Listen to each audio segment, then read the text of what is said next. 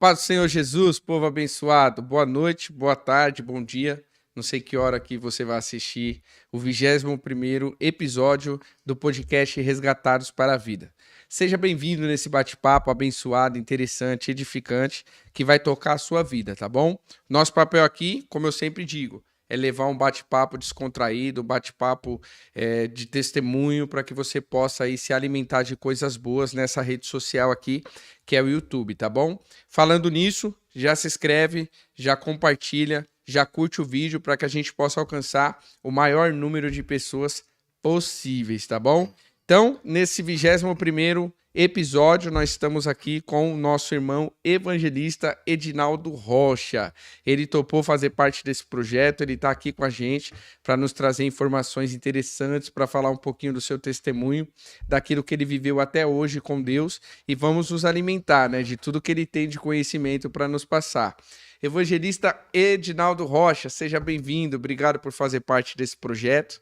Tá bom? Se apresenta aqui para os nossos telespectadores, a nossa audiência, o pessoal que está nos acompanhando. Meus irmãos, boa noite, Pai do Senhor a todos. Tenho certeza que este trabalho que está sendo organizado pela pessoa do pastor Natan, né, a sua equipe, vai alcançar o coração de muitas pessoas. Eu não sei em que situação você se encontra hoje, mas eu tenho certeza que este trabalho vai trazer uma transformação na sua vida. Eu sou o Edinaldo Rocha, pregoeiro do Evangelho. Estou pregando o Evangelho de Cristo há 20 anos ininterruptos e estou nesta jornada e Deus tem abençoado abundantemente. Amém, amém. É isso aí. Então vamos bater papo com o nosso irmão evangelista Edinaldo Rocha. Vamos falar um pouco da itinerância. Pedir para o nosso jovem Rafael, coloca para a gente aqui o logo da Resenha de Crente. Já vamos começar a agitar isso aqui. Nada demais, viu, Edinaldo? Nada comprometedor. Nós temos o quadro aqui, que é o nosso quadro da Resenha de Crente. E o assunto da resenha hoje não podia ser outro, né? A gente teve agora a Copa do Mundo. E eu estava torcendo para isso acabar logo, Edinaldo. Vou confessar aqui para vocês. Por quê? Todos os jogos em horário de culto. O que você achou das igrejas que alteraram o horário do culto? Ah, já peguei, né?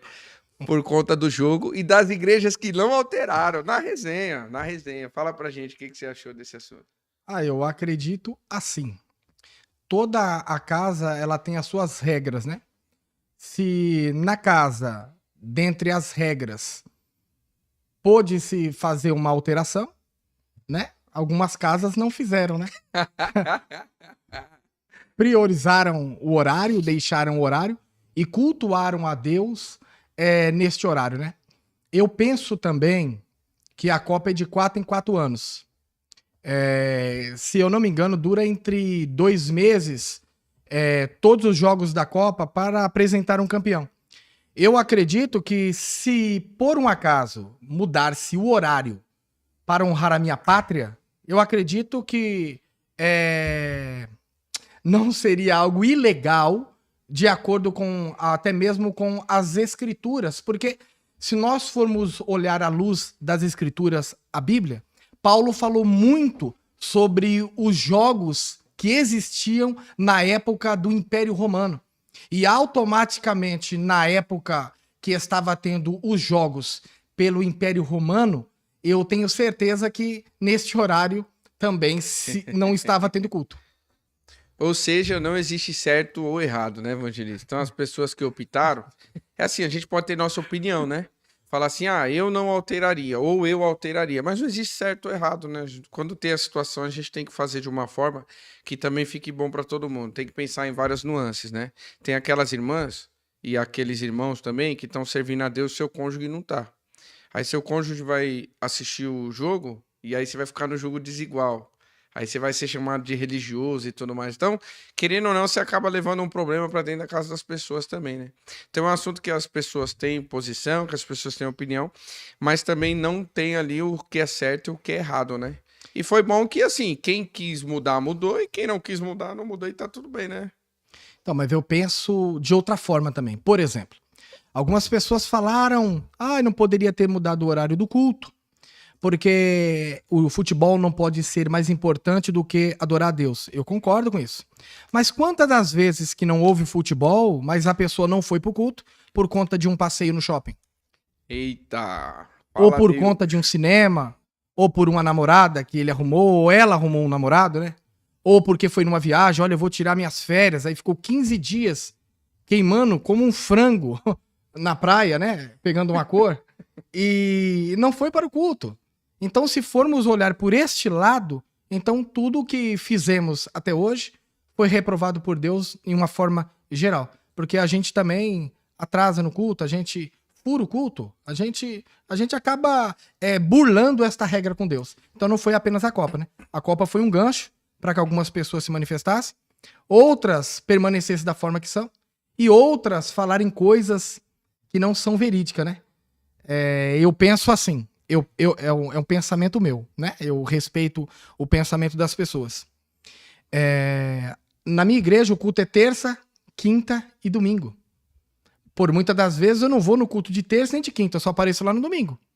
Eu aviso, ó, eu não vou hoje, eu acabei de chegar de viagem, eu vim numa agendas muito corrida e hoje eu vou dar uma descansada.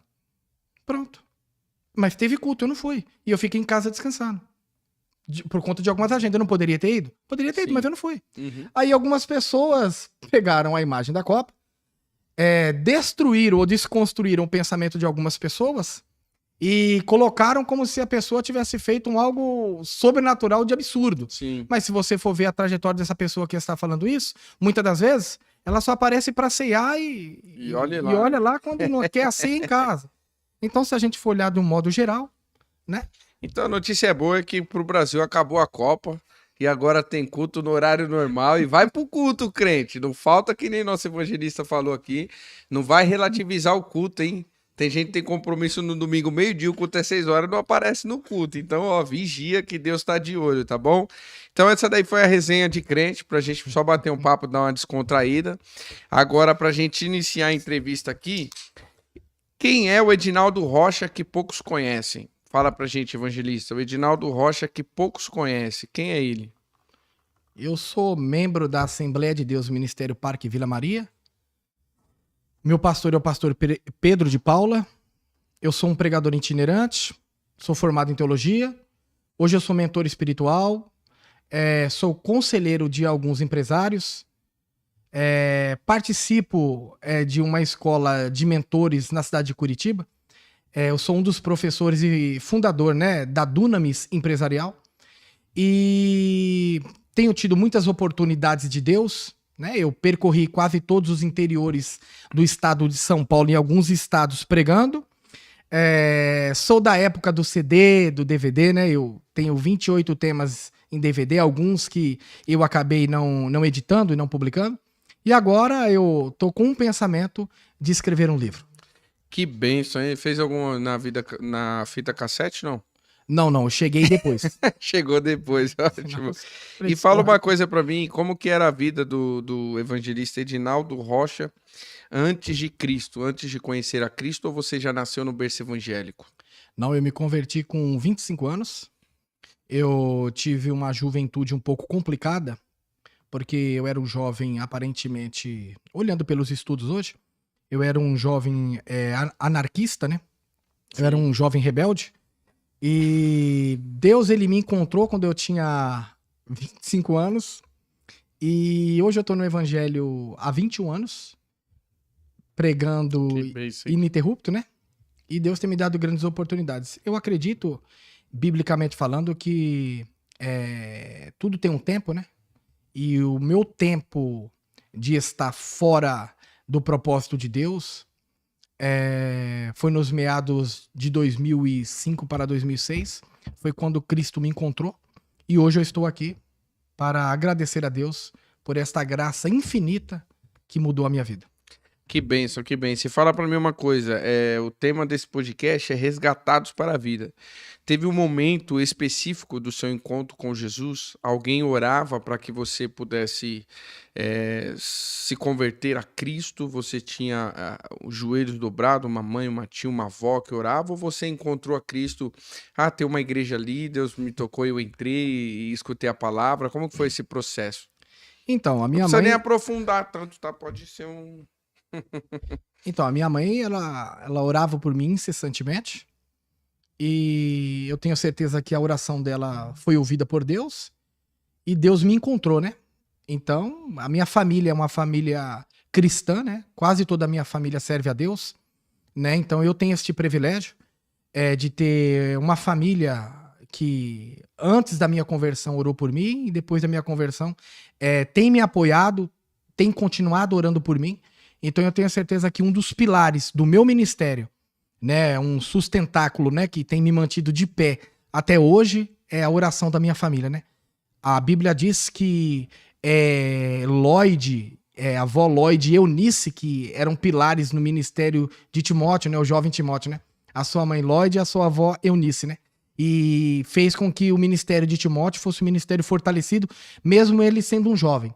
Ele era um jovem que dirigiu igreja, dirigiu um campo, empossou presbítero, e a gente tem um problema tamanho hoje nessa geração do século XXI.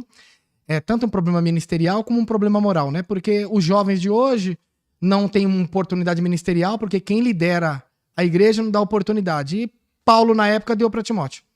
E por muitas das vezes o jovem fala que não tem como viver uma vida de santidade, mas Timóteo viveu. Então a gente fica bem pensativo se é a Bíblia que está errada ou as pessoas que estão erradas na nossa época atual. Nós sabemos que não é a Bíblia, são as pessoas. São as pessoas, exatamente. Os dois pontos de vista, né? É por isso que eu aprendi, como meu pastor presidente, que a gente precisa desenvolver ministérios. E eu aprendi também que os jovens, e nós também, nós conseguimos viver em santidade. Então, são as pessoas, não tem jeito. Eu concordo com você, viu, evangelista abençoado? Qual foi a maior transformação que o evangelho te trouxe? Maior transformação. Então, eu era anarquista, agora eu tinha, né, um pensamento, né, diferente. O evangelho me abriu os olhos, como Saulo foi tirado as escamas dos olhos. Qual foi a maior transformação que o evangelho te trouxe? Olha, ao meu ver, a maior transformação que o evangelho me trouxe é que eu tinha pensamentos naturais, pensamentos ligados a esta terra, por exemplo. Eu acredito que uma pessoa que busca valores financeiros, isso é muito bom. Só que eu entendia na época que valores financeiros eram tudo. E depois do evangelho, quando o evangelho me alcançou, eu descobri que não era tudo. Por quê? Pela minha vida após a morte, né? Como hoje eu sei que existe uma vida após a morte, eu acredito que eu abri mão de muitas coisas desta terra para alcançar tesouros no céu. Que bênção, que bênção. Então, basicamente, você tinha um coração materialista, né? Era voltado ali sempre de olho no dinheiro. E Deus, ele conseguiu causar essa transformação. É isso que o evangelho faz. O evangelho, ele é mudança de vida. Se alguém disser que se converteu a Cristo e nós não enxergarmos, né, o mundo não enxergar a mudança, verdadeiramente ele não está convertido. Ele pode estar convencido que é o melhor caminho, mas convertido não. Nem sempre foi... É lindo de você escutar você falar aqui, por exemplo, sou teólogo, consultor, palestrante, minha empresa, só que na caminhada nem tudo são flores, né?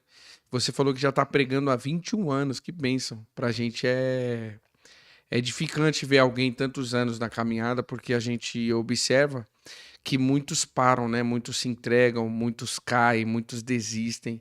Em algum momento desses 21 anos, você pensou em desistir, evangelista? Do ministério, da obra, de tudo? Aquela noite fria, aquela noite difícil, você falou, não, acho que não é isso. Teve isso, não? Olha, nesses 21 anos, eu acredito que passou por inúmeras vezes na minha mente desistir, né? Para você que está nos assistindo, nos ouvindo, né? A nossa vida ela é feita de fases, né? A gente passa por altos e baixos. Tem horas que a gente está em uma posição privilegiada e tem hora que a nossa posição continua privilegiada, mas em lugares que aparentemente são desfavoráveis. E muitas das vezes vai vir em nosso coração a dúvida do que Deus falou, se aquela revelação, aquela profecia, aquele sonho, será que é verdade mesmo? Porque olha a situação que eu me encontro.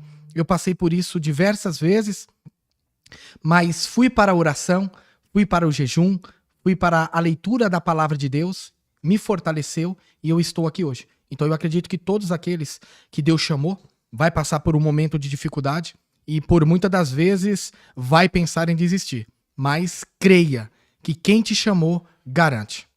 Quem chamou garante. O momento de recebimento da promessa, ele é muito bom, né? Quando Deus usa através da sua palavra ou através de alguém que tem um dom de profecia, né? Ou até mesmo tem alguns que têm uma intimidade tamanha que escuta a própria voz de Deus. Quando nós recebemos a promessa, esse momento é maravilhoso. Só que entre receber a promessa e a promessa ser realizada, tem o processo. E nesse processo que a gente às vezes entende que não vai acontecer, porque a gente quer ver as coisas prosperar ao nosso modo, né? Às vezes o silêncio de Deus, a gente acha que Deus já desistiu do projeto. Não, acabou. Tinha promessa, não era da carne, né? A gente começa a dizer, não, entregou, era da carne. Não, eu li, mas não era isso. Mas tem que suportar, né, evangelista? Porque ninguém chega que nem você tá chegando aqui falando 21 anos. Tem gente que não completou 21 anos que vai estar assistindo a gente. E já tem 21 anos que você tá vivendo na dependência de Deus. Então, para você chegar nesse ponto que você chegou hoje, precisa suportar esse processo entre a promessa e a realização. Sim, claro. E, por exemplo, teve uma vez que eu estava em uma dificuldade tamanha e eu abri a Bíblia, caiu em Gênesis capítulo 37. E eu observando a história de José, filho de Israel, né, e não de Jacó, porque ele já havia sido transformado no capítulo 37. Então já não era filho mais de Jacó, mas sim de Israel, pai de grandes nações, né? Eu percebi que Deus permitiu que ele sonhasse com coisas grandes, mas Deus não permitiu que ele enxergasse o processo. Por quê? Porque o sonho motiva, o processo muitas das vezes desmotiva o ser humano. Então Deus mostrou o sonho, motivou ele. Toda a dificuldade dele, ele olhava para o sonho. Quer ver? Ó? Colocaram ele em uma cisterna. A cisterna não tinha tampa. Quando chegava a noite, ele conseguia ver as estrelas. Ele lembrava do quê? Dos sonhos. Ele foi encurralado pela esposa de Potifar, oficial da guarda de Faraó. A Bíblia diz que ele tinha princípios que ele não quebrou. E estes princípios fez ele perder a capa, mas não fez ele perder o sonho. Então, José, o jovem, né, hebreu que governou no Egito, ele é a prova viva que Deus nos revela aonde chegaremos. Mas Deus, muitas das vezes, não vai nos revelar o processo que teremos que enfrentar para chegarmos aonde Deus falou que chegaríamos. E a gente só chega, evangelista, se a gente estiver totalmente rendido a Deus. Parou para pensar sobre isso? Porque se a gente não tiver rendido, se a gente der vazão para o nosso intelecto, se a gente der vazão, de repente, para o que a gente tem de força, a gente vai querer resolver da nossa forma. Mas se a gente estiver verdadeiramente rendido, como José estava, ele está no processo, mas ele está olhando para a estrela e está falando, calma, estou no processo, já vai acontecer. O problema é que muitas das vezes a gente não se rende aos pés da cruz. A gente quer que Deus faz, mas a gente quer dar a forcinha. É a Sarai. Não, pega Agar. Vamos ajudar Deus. Não está rendida. Não está entendendo que está na mão de Deus. Se ele fizer agora, tudo bem, ele é Deus. Se ele fizer daqui 10 anos, ele vai continuar sendo Deus. É sobre isso, fala sobre esse processo de rendição, que as pessoas não entendem, evangelista. Olha, eu vejo assim, tem algumas promessas que são condicionais e tem promessas que são incondicionais. Por exemplo, na história de José, eu não vejo Deus estabelecendo condição nenhuma. Deus nem falou com ele de forma audível. Deus falou com ele através de símbolos, através de um sonho, que é um momento inimaginável, e Deus mostrou alguns símbolos para ele. É o sol, a lua, as estrelas, o campo, os feixes do campo. Agora, com Abraão já foi diferente, porque Deus já não mostrou símbolo nenhum. Deus já falou com ele através da palavra. Abraão está sendo guiado através da palavra, mas foi condicional. Deus alcançou Abraão na casa do seu pai Terá, né, que na época, se eu não me engano, era em Ur dos Caldeus. A Bíblia diz que o pai dele era um criador de deuses, né? Josué capítulo 24. A Bíblia diz que Deus falou com ele, olha, sai da sua casa, da sua pátria, né, que é a sua terra, da casa do seu pai, do meio da sua parentela, e vai para uma terra que eu te mostrarei. Deus trouxe condições para Abraão alcançar aquela promessa. Só que parece que no percurso que Abraão teve que trilhar, que foi um espaço de 25 anos, ele tinha 75 anos e ele alcançou a promessa com 100 anos, né? A promessa que ele mais almejava, que era Isaac, que era o sorriso de Deus para a vida dele. Deixa eu já abrir um parênteses aqui, né? De repente você está vivendo o percurso que Abraão viveu. Que percurso é esse? Percurso de quedas. Que Abraão caiu várias vezes. Caiu com Agar, caiu quando desceu para o Egito, enfim. Caiu quando mentiu que Sara era a sua irmã. Ela era irmã em um sentido, mas era esposa em outro, ele deveria ter falado e ele ocultou, né? Mas ele continuou no trilho e alcançou o que Deus tinha para ele. Independente das suas quedas, continue no trilho. Porque quem te prometeu garante que você vai chegar lá e vai alcançar o Isaac para sua vida. Abraão sofreu por 25 anos, mas quando terminou os 25 anos, ele sorriu. Tem um tempo de Deus para você sorrir e esse tempo começa a partir de hoje, assim diz o Senhor. Eita glória, falar que nem nos podcasts eles falam, uau! Que bênção, hein? Isso aí, evangelista, deixa Deus te usar que essa mensagem vai alcançar alguém que precisa. Se converteu, família orando, uma bênção. Quando você entendeu que você ia ser pregadorzão, varão? Pelo amor de Deus. Quando você entendeu que era a sua chamada, pregar nos 4 cantos, você viaja pra todo canto pregando aí. Você acha que a gente não sabe, mas a gente sabe. Você tá pra todo lado. Olha, quando eu me converti, eu ia em muitos cultos no lar, né? Que na época a igreja fazia muito culto no lar, né? Hoje já não faz tanto. E Deus usava muitas pessoas para falar comigo que eu seria pregador. E quando Deus usava essas pessoas para falar comigo, eu sentia no meu coração, alcançava a minha alma, né? Que é a porta para sentimentos, intelectos e emoções, que Deus iria cumprir essa promessa na minha vida. E o que eu fiz? Fui ler a Bíblia. Fui participar de uma escola dominical, fui para um culto de doutrina, fui ser submisso a um líder, que sou até hoje. Isso me fez subir alguns degraus que algumas pessoas que têm chamada para ser pregador têm essa dificuldade. O pregador tem dificuldade de dizimar. Eita! Eu sou dizimista. O pregador tem dificuldade de ofertar. Eu não sou muito ofertante, porque a oferta é uma semente, eu tenho que conhecer a terra. E os lugares que eu vou pregar, muitas vezes eu não conheço a terra, eu também não vou pôr minha semente ali. É essa a ideia também. Se eu tô na minha igreja, eu semeio porque eu conheço a terra. E eu sei que a semente vai germinar, e na hora certa eu vou ter uma colheita ali. Agora, se a terra não for favorável, eu não planto. O pregador muitas vezes não tem um pastor, ele não participa de um culto de ensino, não vai para a escola dominical, ele não tem um curso teológico, ele não tem uma leitura bíblica, ele não tem um comportamento para ser um pregador, então fica difícil. Eu já peguei esse caminho. E as coisas, por mais que se tornaram difíceis, eu consegui vencê-las, eu consegui vencer alguns obstáculos e estou aqui hoje. Que bênção. E fala uma coisa pra mim, dons espirituais. Como que foi esse processo para Deus derramar os dons espirituais sobre a sua vida? Uma vez que você veio do mundo, né? Com 25 anos, acredito que você tinha algumas marcas. Como que Deus fez esse processo de regeneração, de adoção, a ponto dele enxergar em você a possibilidade dele te usar como ferramenta com os dons espirituais de profecia? Como que foi esse processo para você de intimidade? Esse processo, ele surgiu em cultos de ensino, pastores, professores ensinando que os dons espirituais estão ativos nesta época atual nossa, nessa geração tecnológica, neste momento de pessoas bem superficiais, de facilidade. Eu fui para a oração. A oração, o jejum, a leitura da palavra e a sua permanência nos cultos e no templo vai fazer com que Deus faça com que estes dons apareçam na sua vida. E o preço? Preço para pagar pelos dons? Porque as pessoas acham que é só pedir. Ou melhor, hoje em dia as pessoas não pedem mais dons. Hoje em dia as pessoas pedem carro, casa, emprego. Pede tudo, mas é difícil hoje você ver alguém orando dentro das igrejas pedindo dons espirituais.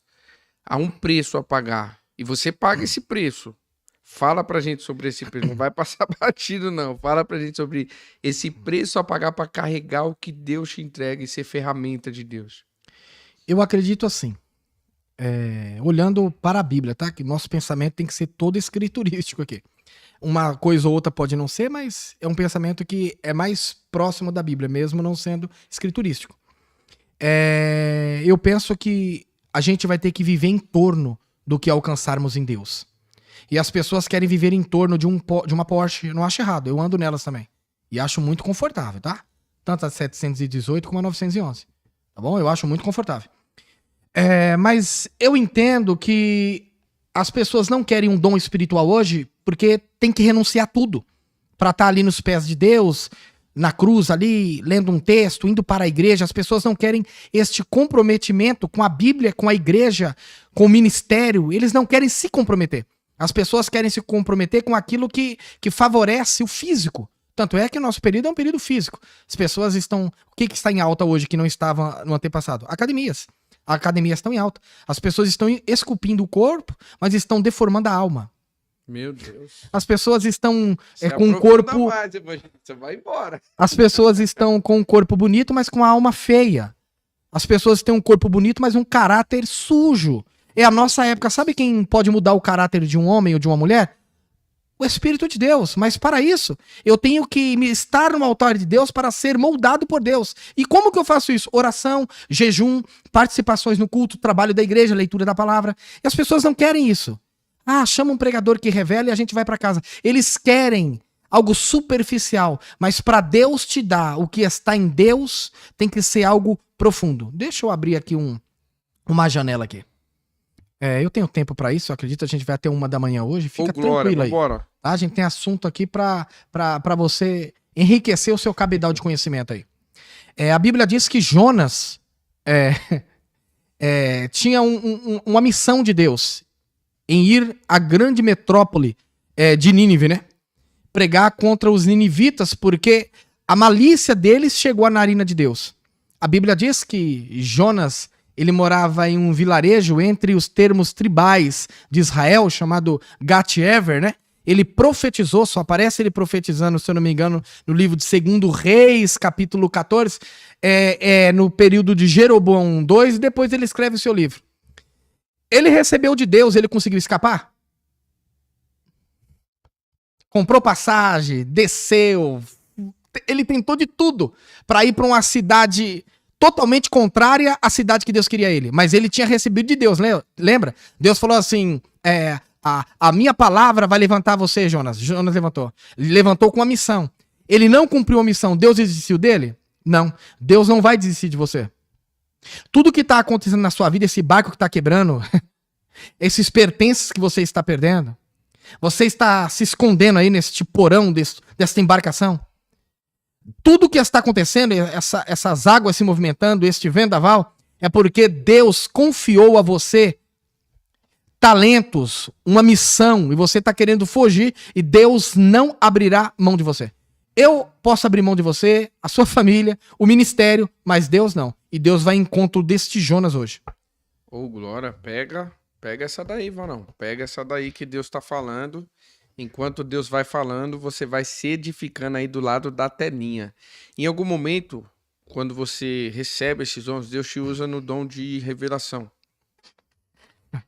Só que hoje você tem uma intimidade. Quando Deus te revela, você tem uma intimidade. São anos trabalhando para o Senhor. No início, como você confirmou que aquilo era Deus ou que aquilo não era uma mera emoção do momento? Como que é esse processo do início? Porque eu pergunto isso, né? Porque muitas pessoas recebem o dom e o dom, ele é como uma ferramenta que você recebe. Você recebe a ferramenta bruta, você precisa lapidar aquela ferramenta.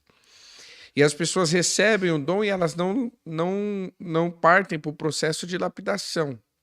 Ou seja, o tempo passa e elas olham para aquilo e falam, eu acho que foi a emoção. Como que foi para você receber essa ferramenta e lapidar essa ferramenta no sentido de dizer, não, eu sei que foi Deus que me deu isso aqui. Então eu vou me aprofundar, vou buscar mais, eu vou trabalhar para o reino, porque foi para isso que eu fui chamado. Como foi esse processo? Em algum momento você achou que foi emoção? Olha, desde o princípio eu achei que não era emoção, porque eu entendo que a voz de Deus ela é inconfundível, né?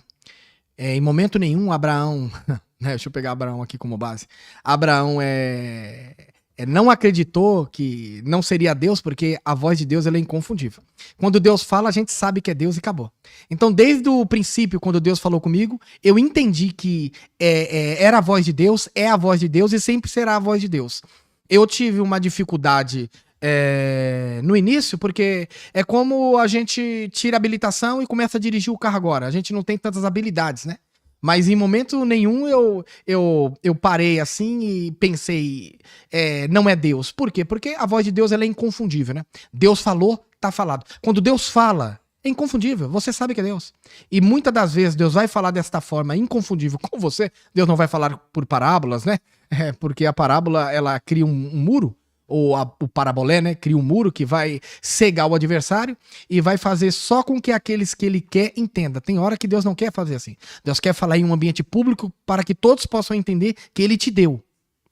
Assim como foi a unção de Davi, Deus poderia esconder, ter ungido ele no pasto, mas Deus permitiu que ele voltasse para casa, sentasse, entendo eu assim, né? Conjecturando, naquela mesa, para ele fosse ungido na frente de todos. Né? Então, Deus, quando Deus me deu, eu entendi que eu já estava preparado, né? Eu entendo que Deus não dá nada para ninguém despreparado. Né? Deus nos dá porque a gente está preparado. Agora a gente vai ter que lutar para manter o que Deus nos deu. Né? E a dificuldade de alguns não é ser levantado, é permanecer de pé. A dificuldade de alguns não é receber, é permanecer com o que recebeu. A dificuldade de alguns, irmãos, né? Eu não queria entrar nesse caminho, mas eu vou ter que entrar. Não é casar, é manter-se casado. Aí eu casei e não durou 2 meses. Então a dificuldade que a gente está tendo hoje não é das pessoas alcançarem as coisas, é permanecer com as coisas. Quantos abriram igreja? Não durou 1 ano. O bar não fecha, mas a igreja fecha. Eu queria entender isso aí. Eu fico pensando, que dificuldade tamanha é essa? Então as pessoas não têm dificuldade para alcançar. As pessoas têm dificuldade para manter o que alcançou. A pessoa compra um carro, olha, Deus me deu o carro. Em 3 meses perde o carro. Como que Deus te dá algo que você vai perder em 3 meses? Então nós temos uma dificuldade nesta época atual, não é das pessoas acessarem a Deus e alcançar o que Deus tem para dar, mas sim de manter-se com aquilo que Deus entregou. Pega que é de graça. Eita glória, tá vendo aí, gente? É sobre isso. É sobre manter o que Deus nos entregou. Só que a gente tá no meio do evangelho, certo? E a gente sabe, evangelista, que existem muitos charlatões. Muitas pessoas profetizando, muitas pessoas denegrindo o evangelho com ações que não são bíblicas. Qual que é o conselho que você dá para quem está nos acompanhando, está frequentando cultos em diversas igrejas, ouvindo diversas ministrações, para eles conseguirem diferenciar o que é Deus e o que não é Deus que está saindo do altar? Porque só para a gente entender, o altar ele não foi feito para ferir. O altar ele não foi feito para matar. O altar ele não foi feito para enganar. Do altar sai vida. Às vezes numa repreensão que vai trazer vida também. Mas qual que é o seu conselho para as pessoas que estão frequentando igrejas e elas estão se perguntando: como eu vou saber se essa profecia que está sendo dita, está sendo me entregue, é de Deus ou é algo da carne? Porque hoje em dia as pessoas chegam chorando na igreja. Aí as pessoas que olham e falam: não, tá sofrendo a bichinha, deixa eu entregar uma profeciazinha para ela ali. É assim, às vezes ela tá chorando de alegria, porque recebeu a benção. Ou de emoção, porque ela queria muito estar naquele culto e ela conseguiu, ela está adorando ali, as lágrimas estão rolando. Não é tristeza, mas aí a pessoa vai lá e profetiza: não, Deus vai entrar nessa causa que está te fazendo sofrer. Ué. Qual que é o seu conselho, com 21 anos já de itinerância, com toda essa bagagem e experiência, para passar para os nossos ouvintes aqui sobre essas questões que a gente não pode tapar os olhos, né? Infelizmente acontecem. Então, eu acredito que são vários conselhos, né? Um deles é que você venha buscar em Deus o dom de discernimento de espírito. Para mim saber se é Deus, ou o diabo, ou o homem. Por quê? Porque, biblicamente falando, Paulo alertou a igreja e ele falou o seguinte em uma das suas cartas: que 3 espíritos atuam na igreja. O espírito de Deus, o espírito do homem, porque o homem é um ser tricótomo, que é espírito, alma e corpo. E o próprio diabo, né? Que é um ser que é espiritual também. Então, assim, toda profecia ela tem que ter base na Bíblia. Se a profecia não consola, não exorta e não edifica, não vem de Deus, não pegue. Quer mais um conselho? Se você é pentecostal, não vai nos neopentecostal. Porque lá eles creem que a água cura. Os pentecostais creem que só o poder de Deus já basta. Os neopentecostais acreditam que a rosa ungida vai te dar um casamento. Nós sabemos que quem casou homem e mulher é Deus. E os seus sentimentos e os seus desejos pela pessoa e a pessoa por você. Então lá eles têm uma crença em objetos, porque eles entendem que os objetos vai fazer a fé da pessoa aumentar. Nós acreditamos que a nossa fé é invisível. Nós que somos pentecostais, nós sabemos que o invisível se torna visível porque nós temos uma fé. E a nossa fé é sobrenatural. Então, muitas das vezes, a pessoa vai indo em vários pastos, ouvindo vários pastores, e ele acaba comendo muita comida que não era para ele comer, porque não é da visão, do caminho desta pessoa. Mas se a partir de hoje, você olhar para a Bíblia, pegar toda a profecia que te trouxeram, colocar na Bíblia, se a Bíblia te der respaldo, vem de Deus e uma hora se cumprirá. Se não houver respaldo, não pegue, porque não é de Deus. Olha só, pegou isso daí, gente? Pegou isso? Pega e aprende, viu? Porque é sobre isso. É sobre encaixar a profecia na palavra de Deus. Se não tiver na palavra de Deus, tá fora. Amém? Vamos deixar o nosso convidado dar uma respirada, tomar um energético, tomar uma água. Vamos falar do Jalissan Sushi? Jalissan Sushi, coloca na tela para mim o Jalissan Sushi pra gente falar desse nosso primeiro patrocinador, que é uma bênção, o Jalissan Sushi. Gente, ó, aqui, ó. Isso é pra mim falar na onde, Rafael? Ali no meio, você que manda. Gente, tá aqui, ó. Iniciando o nosso merchan do nosso amigo aqui, patrocinador Jalissan Sushi. Tá aqui, ó. Ó o que ele faz com a gente, ó. Ele fala, ó, manda lá o vídeo pro pessoal ver as plataformas que eu tô. Tô no iFood, tô na 99 Food, tô na Kita. Pode fazer o seu pedido. Ele pediu pra gente apresentar 2 combos aqui hoje, hein? Primeiro combo, só grelhado. Olha isso aqui, ó. Ah, mas eu não gosto de sushi. Então tem esse combo aqui pra você, ó. Só grelhado. Olha o que tem. 12 Hot Roll Filadélfia, 8 uramaki de salmão grelhado, 5 bolinhos de salmão e 5 mini temaki para você. Esse é o combo só temaki, só grelhado. E sabe quanto você vai pagar? É um combo para 2 pessoas, você vai pagar somente R$ 64,99. Você já pensou em pagar R$ 64,99 em tudo isso, gente? Vocês ouviram? Mas aí alguém vai dizer assim, Jalissan, sushi, eu não gosto muito de grelhado, meu negócio é peixe cru. Então é sushi, sashimi, olha esse combo aqui que ele mandou pra gente. Combinado combo frio. 5 sashimi, 5 joy de salmão, 5 uramaki de salmão e 5 nigiri. Sabe por qual valor? R$ 59,99, tá bom? R$ 59,99, tudo isso para você, um combo para 2 pessoas. Aciona o Jalissan Delivery, tá aqui, ó, cadê o vídeo? Solta o vídeo dele produzindo esses combos, ó, já tô morrendo de fome aqui só de fazer esse merchan do nosso amigo e patrocinador Jalissan Sushi. Olha lá, ó, entre em contato 119-5948-0890, 119-5948-0890, faça o seu pedido. Se você gosta do combo frio, tem o combo frio. Se você gosta dos grelhados, também tem o combo grelhado para 2 pessoas, tá bom? Entre em contato com o Jalissan Sushi e faça o seu pedido. Quer saber? Mais de 5 anos atendendo Guarulhos e região com excelência. Liga lá, faça o seu pedido e seja abençoado. Hoje ele mandou um kit aqui pra gente, me entrega o kit aqui pra mim. Olha aqui, hoje o nosso convidado se deu bem, hein? O que temos no kit? Olha só que bênção. É hoje. Mandou uma barquinha pra gente. Olha isso aqui, que bênção. Olha, tô sentindo o cheiro daqui, já tá dando aquela fomezinha. Convidado gosta de comida japonesa, convidado? Muito. Muito? Vixe, tô vendo que eu não vou aproveitar sozinho essa barca, hein? Olha só, ele mandou uma barca aqui abençoada pra gente. Vou mostrar para aquela câmera ali, Rafael, ó. A barca que ele mandou pra gente, ó. Isso aqui.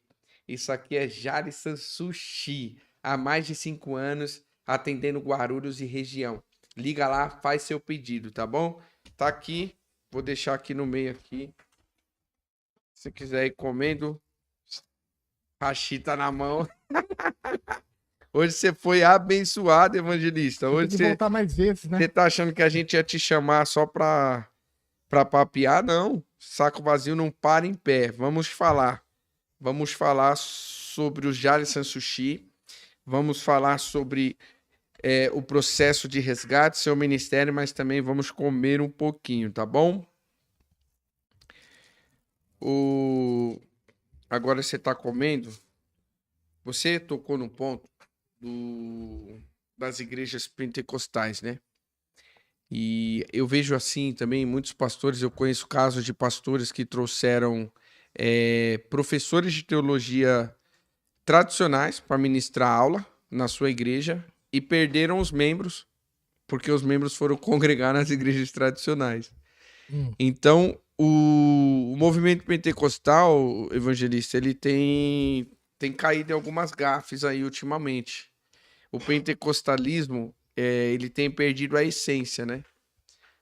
Porque as pessoas, elas ficam pouco constrangidas com o poder de Deus, né? Só para você entender.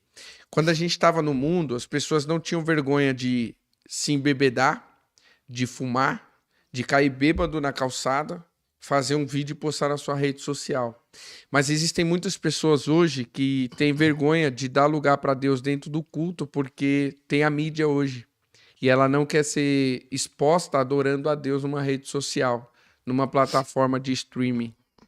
Então, o que você acha dessa ideia, dessa visão de falar assim, não, quando eu estava no mundo, tudo bem, tá na mão de Satanás. Agora, quando eu tô adorando, não. Eu não quero que ninguém me veja adorando. As pessoas têm vergonha de sair com a Bíblia debaixo do braço. As pessoas estão colocando a Bíblia no tablet para as pessoas acharem que elas estão indo para algum lugar no culto. Ela tá indo pro culto, mas ela não quer pegar mais a Bíblia e colocar debaixo do braço, no sentido de... E aí a gente vê um tempo de relativização. Porque na onde tá o aplicativo da Bíblia, também tá do iFood, tá do Instagram. Então, assim, você relativiza. Tá tudo bem, tá tudo ali, entendeu? O que você tem a dizer? Olha, vai lá, deixa eu usar. Vai devagar, mano. Eu penso assim, né? No mundo, as coisas do mundo serão natural ao mundo. Por exemplo, beber, cair no chão, uma balada, dependendo do estilo de música, do ambiente. Eu entendo que vai ser próximo àquela verdade. Na igreja, próximo a essas verdades é o poder de Deus. Só que, por muitas das vezes, não foi explicado que o poder de Deus não é algumas coisas que são apresentadas aí hoje. Por exemplo, se o Espírito Santo é uma pessoa e se essa pessoa habita em Deus, nós só conhecemos as profundezas de Deus através dessa pessoa, que é o Espírito Santo, que hoje habita em nós, e é uma pessoa inteligentíssima, como que eu vou ficar pulando e batendo cabeça?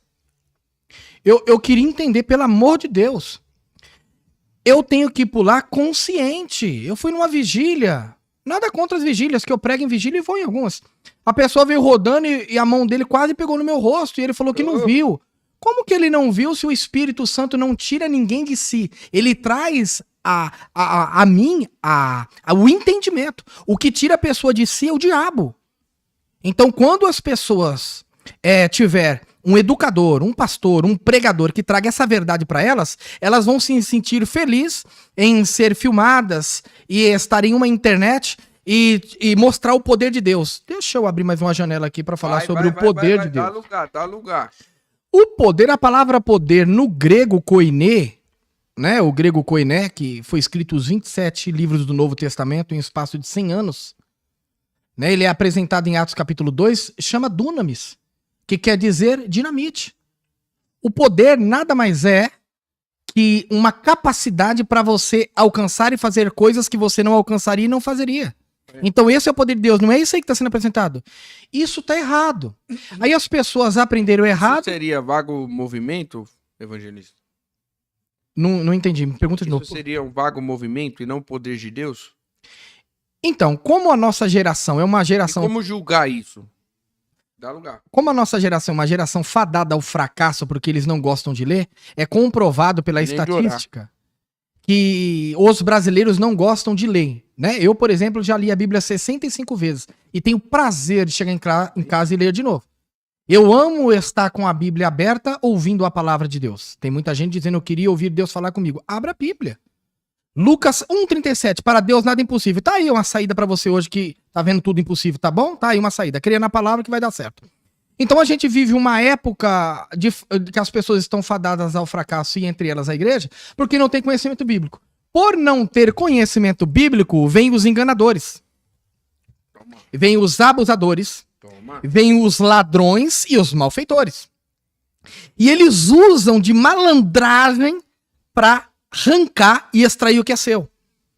E por conta a falta de conhecimento que você não tem, você cai no golpe. Aí você culpa Deus e culpa a igreja. Não é a igreja, são aqueles que se infiltraram na igreja. João escreve 5 livros.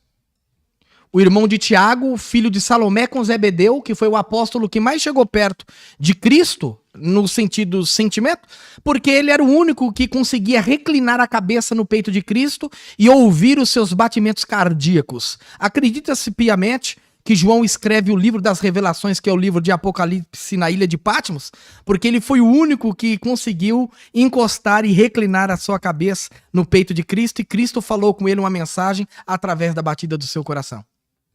Em uma das suas cartas, epístolas, das suas epístolas, que ele escreve 3, a primeira, a segunda e a terceira, você vai ver que ele vai fazer algumas alusões. Uma delas é sobre os itinerantes. Se o itinerante não trouxer a mensagem de Cristo, não aceite. Segundo, ele falou que o espírito do anticristo estaria entre nós. A palavra anti quer dizer contrário, Cristo ungido.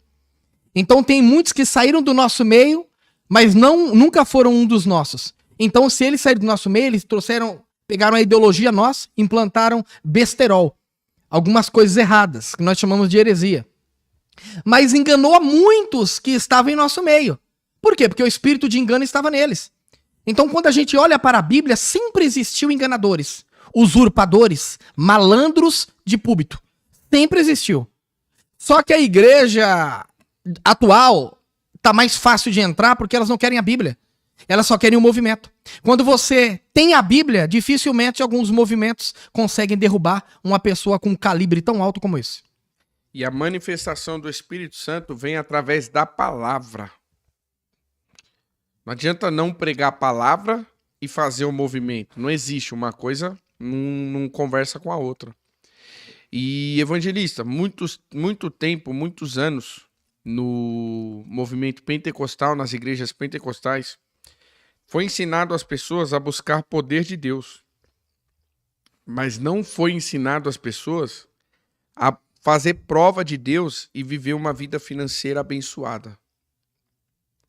Ou seja, a pessoa estava dentro da igreja, ela era cheia dos dons espirituais, só que quando ela chegava dentro de casa, a despensa estava vazia. Ela não tinha o que comer. E foi ensinado por muitos anos, nos ambientes assembleanos, que pedir a Deus por prosperidade financeira era algo como pecado. Não podia, porque você ia ter um coração materialista. Como o senhor enxerga a prosperidade financeira dentro do meio pentecostal? Bora. Olha, eu penso assim. Os pentecostais erram muito nessa questão financeira por vários fatores. Um dos fatores, me desculpa, que faz com que os pentecostais errem bastante é porque eles não entendem que a prosperidade é uma plantação com colheita. E nós sabemos que os pentecostais são difíceis para dar oferta e dízimo na igreja. São os piores. São as igrejas que menos prosperam, porque são as pessoas que menos plantam. A prosperidade não está vinculada à oração, está vinculada à plantação. Deus do céu. Sementes espirituais para bens espirituais, sementes materiais. Vamos pensar aqui. A gente é racional. A gente, nessa esfera criada por Deus de animais, nós, seres humanos, somos animais racionais. Né? Somos aqueles que temos a capacidade de compreender as coisas. Né? E sabermos que temos um Criador, pagaremos a nossa dívida com Ele, prestaremos conta. Vamos supor que você nunca plantou melancia, como que você vai colher melancia? Então, a Assembleia de Deus, no modo geral, ela não é contra o dízimo e oferta, ela é a favor. Só que a Assembleia de Deus prioriza muito a eternidade, não o bem-estar na terra.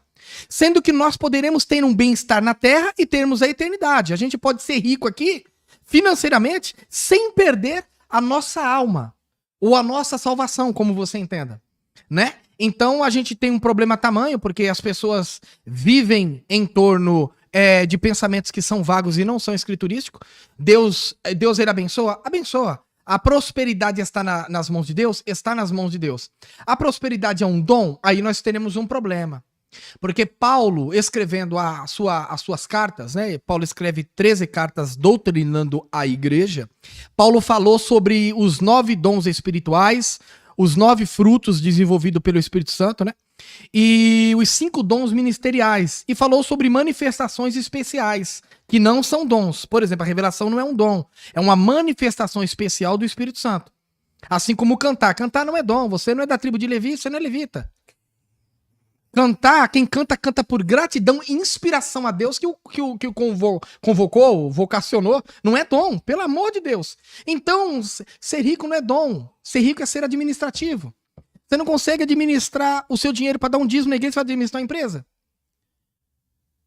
Você está tendo dificuldade de pagar uma conta de água. Pelo amor de Deus, você não está conseguindo pagar seu INSS. Mesmo tendo dinheiro, você come tudo. Você é um glutão. Você está do tamanho dessa mesa, de tanto comer. Você está na glutonaria, você está no pecado da glutonaria. Você não adultera, você não fornica, mas você está comendo demais. Você vai perder o céu também. A glutonaria é um fruto da carne. Vai lá em Gálatas capítulo 5. Vai lá, por gentileza, leia lá. Então o nosso problema, o problema do pentecostal, ou de alguns assembleanos, que não são todos, que tem alguns que são muito prósperos, que eles entenderam que a plantação traz colheita. E quem planta, colhe. Porque Deus é fiel. Deus não faz acepção de pessoas. Se você plantar, você vai colher. E o problema é que a gente quer viver em base de língua estranha. Língua estranha não paga arroz camil, filho. Não paga conta. Você tem que plantar.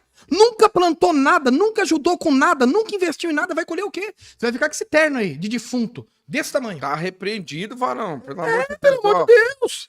Ó, cada episódio eu tô com um terninho diferente. Tô semeando, varão. Gente. Semeando. Tá repreendido.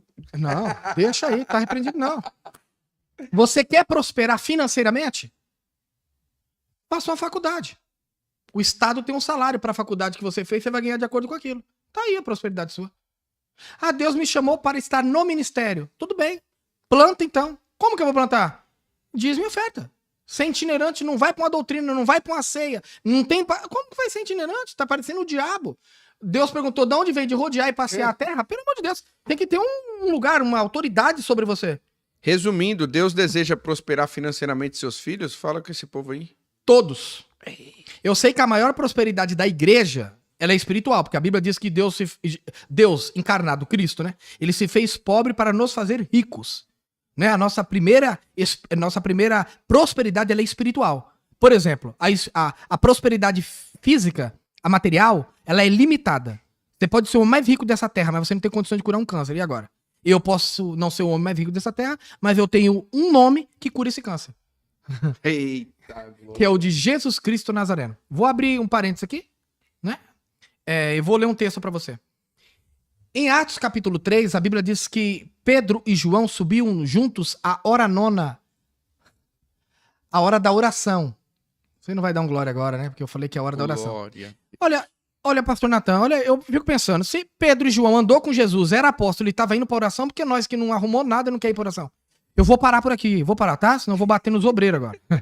Aí fica difícil, né? Pedro e João mostrou para nós princípios que nós não queremos hoje. Um deles é estarmos no culto, tendo cargos altíssimos para orar. Porque quem tem cargo alto não quer orar. Raramente você vê ele de joelho dobrado no templo. E tem que estar no templo, porque Pedro e João estavam no templo. Segundo, Pedro e João não tinham um conto no bolso. Aí mostra a prosperidade espiritual. Porque em nome de Cristo eles falaram e o paralítico andou. Aí hoje a gente tem helicóptero. Plástica no rosto. Um dente bonito, a gente fica magrinho, mas a gente fala em nome de Deus, não acontece nada. Deus vai restaurar. Deus vai trazer de volta esses valores para a igreja. A gente vai ter próspero financeiramente, a gente vai ser próspero espiritualmente. Eu creio que Deus vai levantar homens cheios do poder de Deus, que falarão em nome de Deus e paralítico andarão em nosso meio. Aleluia, eu creio. Você falou um negócio interessante aí, que a gente tá com dente bonito. Vamos falar do nosso segundo patrocinador. Nossa, Leva a barca. Leva a barca. O patrocinador vai aí, você já leva. Você já continua lá trabalhando. Coloca pra gente a foto do nosso segundo patrocinador aqui, Rafael, em nome de Jesus. Olha ele. Pô, aqui nós vamos falar. Fala pra mim, Rafael, qual câmera que eu vou olhar? A do meio aqui? Tá aqui, gente, ó. Hoje eu fiz uma surpresa pra vocês, hein? Vocês estão vendo aqui eu falar sobre o implante dentário da nossa clínica Renovo, ó. E eu sempre falei, quando você cair na mão desse doutor aqui, você tá em boas mãos. Quando você... Ó, hoje eu trouxe ele aqui para falar. Prazer. Então, doutor Igor, seja bem-vindo ao nosso podcast. Muito bom estar aqui com vocês. Momento importante. Chega mais perto do microfone. Fica à vontade. Antes de qualquer coisa, eu gostaria de agradecer, porque a Clínica Renovo ela é nova no bairro, né? Sim. Ali em Guarulhos, mas tem alcançado muita gente. A gente quer agradecer pelos nossos clientes, pelas indicações e a cada um de vocês. E é claro, lá nós trabalhamos com implantes dentários, com próteses, que são as nossas referências, né? Nós trabalhamos com todo tipo de restauração, todos os tipos de trabalhos voltados a estéticas também.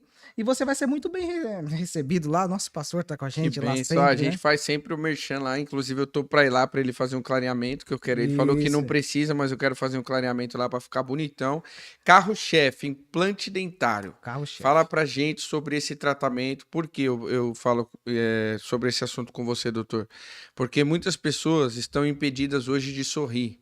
Muitas pessoas têm vergonha de, sabe, de ir num lugar. Muitos ministros, a gente está aqui no podcast evangélico, eles estão pregando, mas estão receosos porque de alguma forma as pessoas vão reparar no dente Sim, dele, sim. de alguma forma vão ver que está faltando um dente ali. A pessoa perdeu um dente, doutor.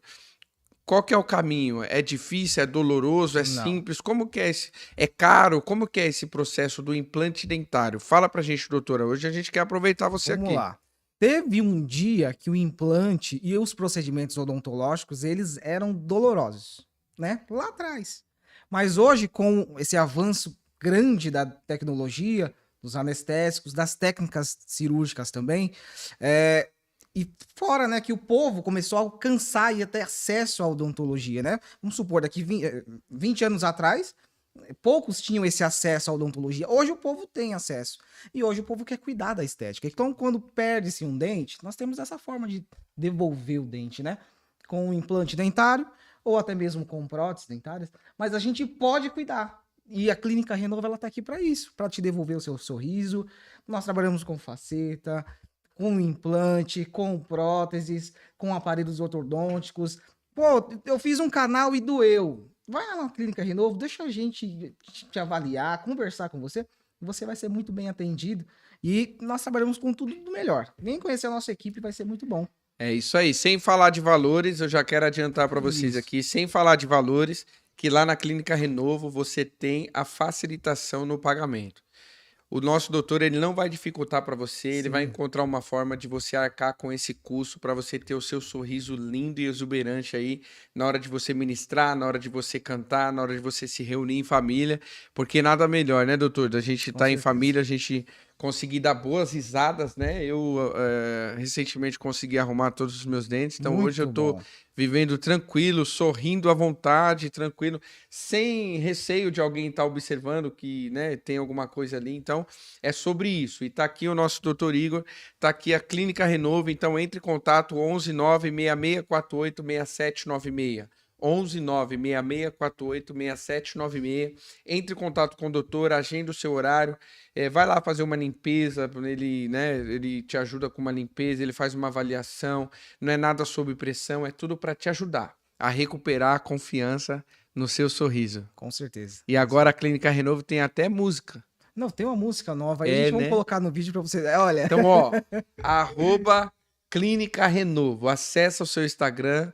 Lembrando, não esquece de curtir esse episódio, curte, comenta, compartilha, mas depois você entra no seu Instagram, arroba Clínica Renovo, começa a seguir o doutor, pega o contato e escuta a musiquinha, que agora tem musiquinha. Tá bom, doutor? Obrigado. Muito bom ter você aqui. Bacana, E vamos ver se a gente faz uma prática. Todo episódio você fazer uma participação, trazer algo novo pra gente, informações do mercado odontológico, trazer aí as facilidades pra galera que tá nos assistindo, para que eles possam se sentir confiantes em te procurar também. Maravilha. Tá bom? Obrigado, doutor. Nosso patrocinador. Cadê o nosso evangelista?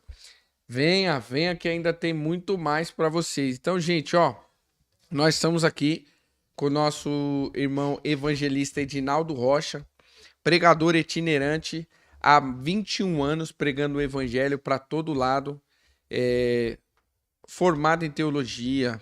O homem, você viu aqui, né, na entrevista do homem, o homem não dá duas palavras sem citar um texto bíblico para amparar o que ele está te ensinando, o que ele está te entregando. Então é papo do céu, é papo de Bíblia para mim e para você, tá bom? Evangelista, falamos de vida financeira. O dinheiro pode atrapalhar o ministério? Depende. Como controlar também, porque quando chega a prosperidade pode se perder também. Então, mas eu penso o seguinte, o dinheiro vai fazer você potencializar aquilo que você já é. Eu não quero entrar nesse caminho. Vai embora. Você tá me forçando. Eu falei, não quero fazer. Não, perigoso alguém me pegar ali fora, né? Mas vamos lá. O dinheiro, ele vai potencializar o que já está em você. Se dentro de você tem o desejo de abençoar a obra de Deus, o dinheiro que vai vir para sua mão vai para onde? Para a obra de Deus. Se dentro de você só quer viajar, quando o dinheiro chegar, você só vai viajar. Então o dinheiro vai servir para potencializar o que já está em você. Como eu posso mudar isso? De repente, o que está dentro de mim que vai ser potencializado, que vai ser mostrado, não é o que a Bíblia quer. Como que eu posso fazer para que isso não aconteça? Paulo falou que o amor ao dinheiro é a raiz de todos os males e alguns acabam se embaraçando e se entregando a isso. Então você tem que dominar o dinheiro, não deixar o dinheiro dominar você. O dinheiro pode prejudicar o ministério? Obviamente que sim.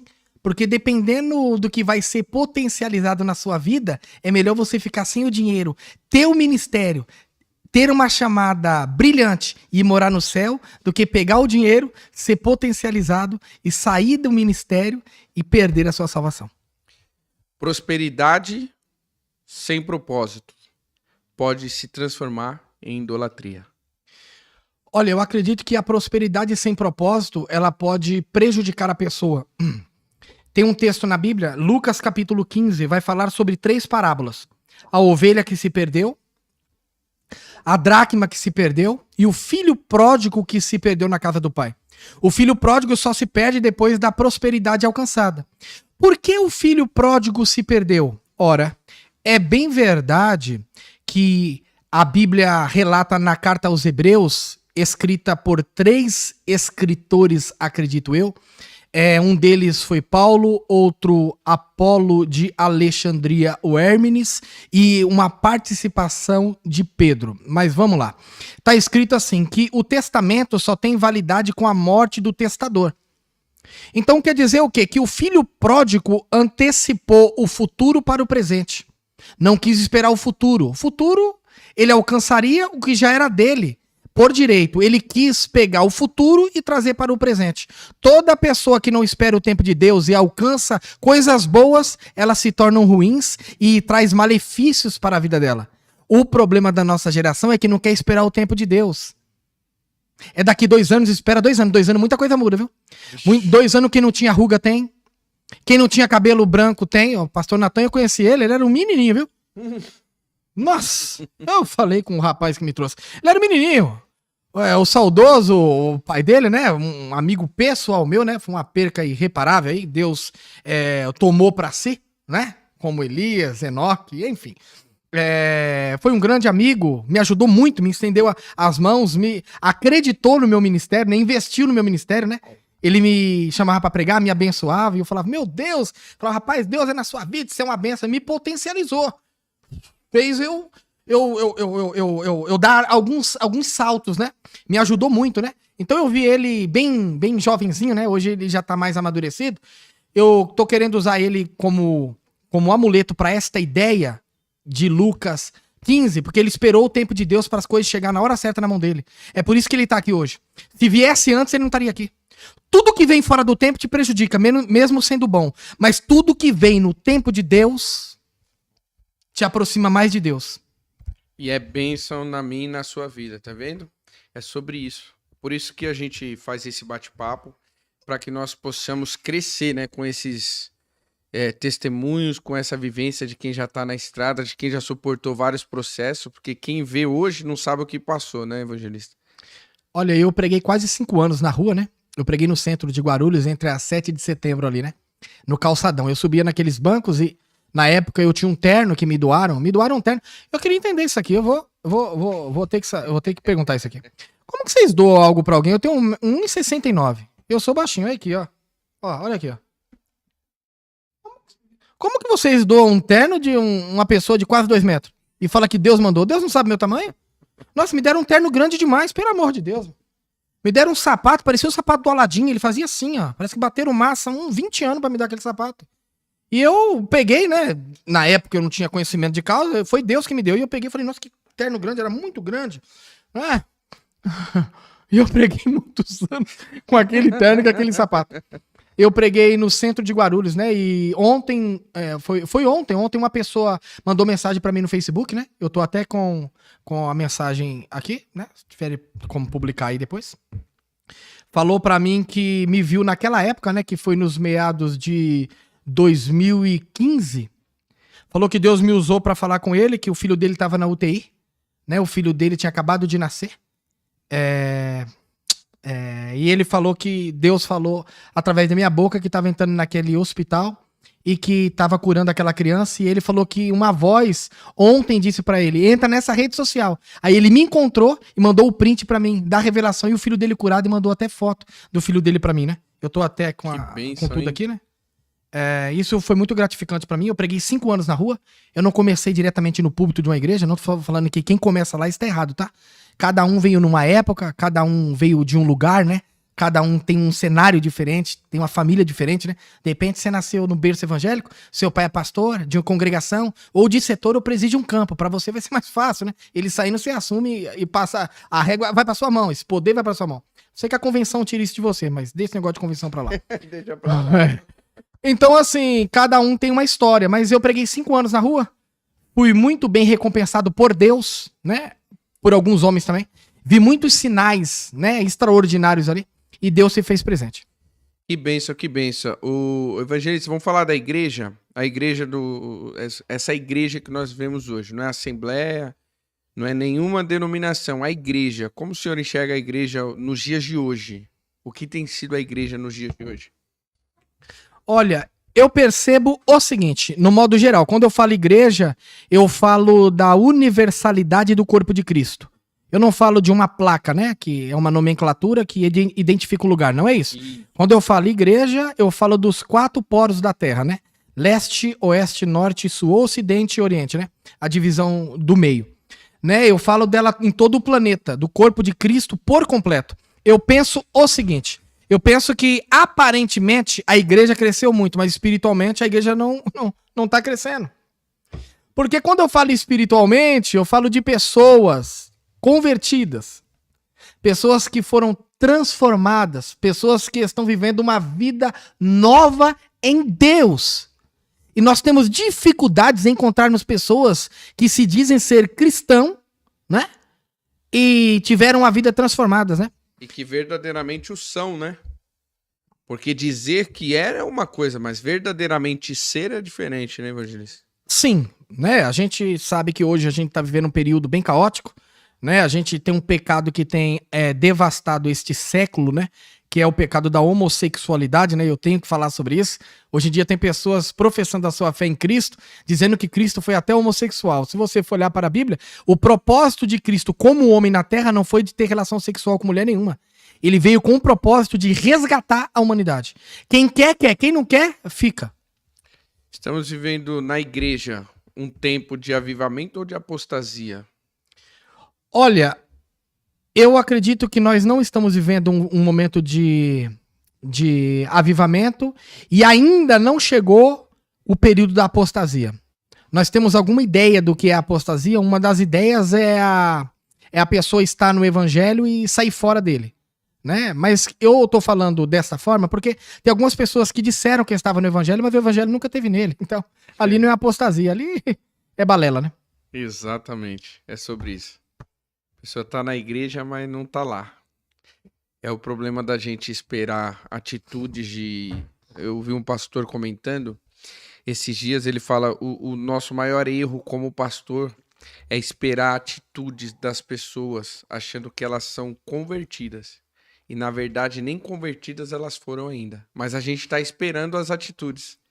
E a gente se questiona o porquê que não vem. É porque elas não foram convertidas ainda. Elas estão lá, mas não estão lá. Estão lá, mas o escritor aos Efésios 4, ele vai explicar. Você está lá, mas você tem que renunciar ao que tu era. Se você não renunciar, não vai mudar nada. A trombeta vai soar e você tem um caminho pavimentado aí para você. Olha, biblicamente falando, eu tenho basileia para falar o que eu vou falar aqui, né? Com toda a autoridade de Deus, das Escrituras e do mundo, né? Na conversão de Saulo, a Bíblia diz que Saulo ele foi impactado por um flash de luz. Só que esse flash de luz não abriu a visão de Paulo, tirou a visão dele. Aí a Bíblia diz que Saulo agora está na rua chamada direita, na casa de um homem chamado Judas. E a Bíblia diz, não era Judas Iscariotes, tá? E a Bíblia diz que Deus visita um profeta por nome Ananias e fala para ele que para ir na rua direita, porque no caso Saulo estava orando para que as escamas dos olhos dele caíssem. E a Bíblia diz que Ananias ali tentou, em contrapartida, queimar Saulo, né, com Deus e não conseguiu. Deus falou assim que para ele, Saulo era um vaso escolhido. Para Ananias, ele era um perseguidor. Ele era um perseguidor que estava presente na morte de Estevão. Ele não matou Estevão, ele estava presente. Porque as vestes de Estevão foi depositada nos pés de Saulo. Mas ele não matou Estevão, tá bom? Depois leia direitinho lá, tá? Então, a gente percebe o seguinte, que a conversão, a princípio, vai cegar a pessoa. A pessoa é obrigada a ficar cega, com escama nos olhos. Charles Shindle, quando ele vai escrever o livro dele, ele vai fazer uma biografia do apóstolo Paulo. E quando ele vai falar sobre Ananias visitar Saulo para tirar as escamas, ele faz a comparação de um judeu visitar Hitler. Tamanha a complexidade dessa situação. Porque o Ananias ele vai sair de uma posição de conforto que ele está, mas ele vai ter que encontrar alguém que estava matando os cristãos. Então ele faz essa comparação e eu achei interessante, porque realmente faz sentido, né? Deus, por que tu tá me mandando lá para aquele cara que está matando os cristãos? Ou seja, está me mandando para morrer, ele teve que confiar no projeto de Deus para chegar lá e cumprir o que Deus tinha preparado. Evangelista, do evangelho, na situação da igreja hoje, o que mais te preocupa? Você faz parte disso. Esse avanço de pessoas dizendo que são cristãos e não tem conhecimento bíblico. Isso é o que me preocupa. Porque de Gênesis a Apocalipse, toda pessoa que tem a Bíblia no coração venceu. E todos aqueles que não tinham, perdeu. Então tem muita gente que não está vencendo porque não tem a Bíblia no coração. Jesus venceu a tentação com a palavra. Adão fracassou no Éden porque deixou a palavra. Então é a palavra que nos mantém de pé. E Jesus venceu no deserto por quê? Palavra. O diabo se apresentou, ele não fez campanha de 20 dias. Palavra. E a Rosa Santa ele não tinha, não? O diabo falou assim, olha, se tu és o filho de Deus, Jesus olhou e falou, não tenho dúvida. Está escrito. O diabo foi e voltou. Colocou ele no pináculo. Ele falou, está escrito. Tô aqui simplificando. Toma. O diabo foi e voltou, colocou ele no monte. Ele falou, olha, eu vou te dizer um negócio. Está escrito. Ele pegou e falou, não dá mais não, vou sair fora. O que fez o diabo correr é o que estava escrito. Se você sabe o que está escrito, ninguém te pega. O diabo vai, agora se você não sabe, você cede. Dentro desse contexto, todo esse contexto da igreja universal, né, que você colocou, o que te traz esperança para continuar a caminhada? O que me traz esperança para continuar a caminhar é eu saber que Deus continua falando na igreja. Deixa eu abrir aqui alguns parênteses aqui e mostrar para algumas pessoas que não têm conhecimento que quando Deus falou com Abraão, ele estava num ambiente impróprio. Vamos entender que ele estaria num terreiro hoje de idolatria. Porque o pai dele era criador de deuses. Josué capítulo 24, que era Terá, em Ur dos Caldeus. Quando Deus falou através de Elias na casa de Acabe, a casa de Acabe estava toda contrária à vontade de Deus, mas Deus falou lá dentro. Então, ambientes contrários, Deus continua falando. Então, o que faz eu ter a esperança, né? É a palavra de Deus que eu ainda guardo no coração, pretendo guardar até o dia da eternidade. E saber que Deus continua a falar na sua igreja. Porque se Deus está falando, eu tenho certeza que a qualquer momento virá uma mudança. Deixa eu falar mais uma coisa aqui. Até no período em que Deus não fala, as coisas acontecem. Por exemplo, o Antigo Testamento tem 39 livros, escrito na língua hebraica. Só que para acabar o Antigo Testamento, a Bíblia diz que Deus ficou em silêncio 400 anos. E depois vem o Novo Testamento. Aquela página que divide o Antigo Testamento do Novo é uma página em branco. Então, muitas das vezes, Deus está em silêncio para dizer para você que encerrou um ciclo e vai começar outro. Vou ficar por aqui, que eu preguei uma hora esses dias sobre a página em branco e eu não vou dar toda a mensagem para você, não. Não vai entregar. Não é isso. Eu tô só percorrendo aqui, né? Vamos levar lá na igreja, vamos definir o tema. Falar, traz a mensagem da página em branco. Me põe lá que eu prego pelo menos uma hora lá. Vamos trazer numa conferência bíblica. Pelo menos uma hora eu te ajudo lá. Boa lá. E é sem chance, viu? Eu sei que é muita audácia, né? Eu sei que é muita audácia, mas o que falta para a igreja brasileira hoje? Nós, né? Bora, dá lugar. Olha, eu acredito que o que falta para a igreja brasileira é não tirar do nosso meio os princípios bíblicos que aí existem. Está sendo removido tudo para todo mundo estar em nosso meio dizendo que é cristão. Hoje a gente não pensa assim que o evangelho tem que transformar a pessoa, mas parece que é a pessoa que está transformando o evangelho. A mudança no evangelho tem que ser em nós, não é nós que mudamos o evangelho que muda a gente. O evangelho, a graça é um confronto, não é um conforto. Parece que o evangelho virou conforto. Olha, eu agora sou cristão. Meu filho, o evangelho é um desconforto. O evangelho vem para confrontar o conforto que eu tenho da minha vida anêmica, né? Sem adubo nenhum em Deus. Esse pecado aí de estimação que você vem criando ele há 20 anos, o evangelho é para confrontar e para você matar esse bicho de estimação. Se você não matar, ele te mata. Se você não matar, ele te mata. Esse poodle, né? Que é esse pecado aí bonitinho que você carrega ele, vai fazer você perder a sua salvação e tá impossibilitando o seu crescimento espiritual em Deus e degraus de uma grande escada que Jacó viu lá na casa de Deus, que Deus quer mostrar para você subir. Hoje é noite de você eliminar esse pecado de estimação. Ele não é seu amigo. Só que esse evangelho de hoje não confronta, eu não posso pregar, porque olha, o pessoal Vou te processar. Então processa. Eles falam assim. Olha, eu tô com os pensamentos aí bem impossível de ser arrancado, né? De uma forma bem educada, se você me convidar, a mensagem é essa. Bem educada. Não vou apontar ninguém, também não vou, né? Ser agressivo nas minhas palavras, mas escrituristicamente falando, eu vou ter pauta para o assunto. O evangelho é confronto e não conforto. Hoje parece a pessoa vem pro evangelho, fica lá no sofá. Não, o evangelho é a causa de muitos terem morrido. Um deles foi Cristo. É renúncia, evangelista. O evangelho levou nossos irmãos pro Areópago. Você não sabe o que é Areópago? Para a arena, o Coliseu de Roma. Eles morreram ali para que pudéssemos estar aqui hoje. Como eles morriam? Fala para eles como eles morriam. A Bíblia diz em Atos capítulo 12 que Tiago foi decapitado na arena por Herodes, só porque ele não deixou o evangelho. Tem um livro que eu vou te indicar, Heróis da Fé.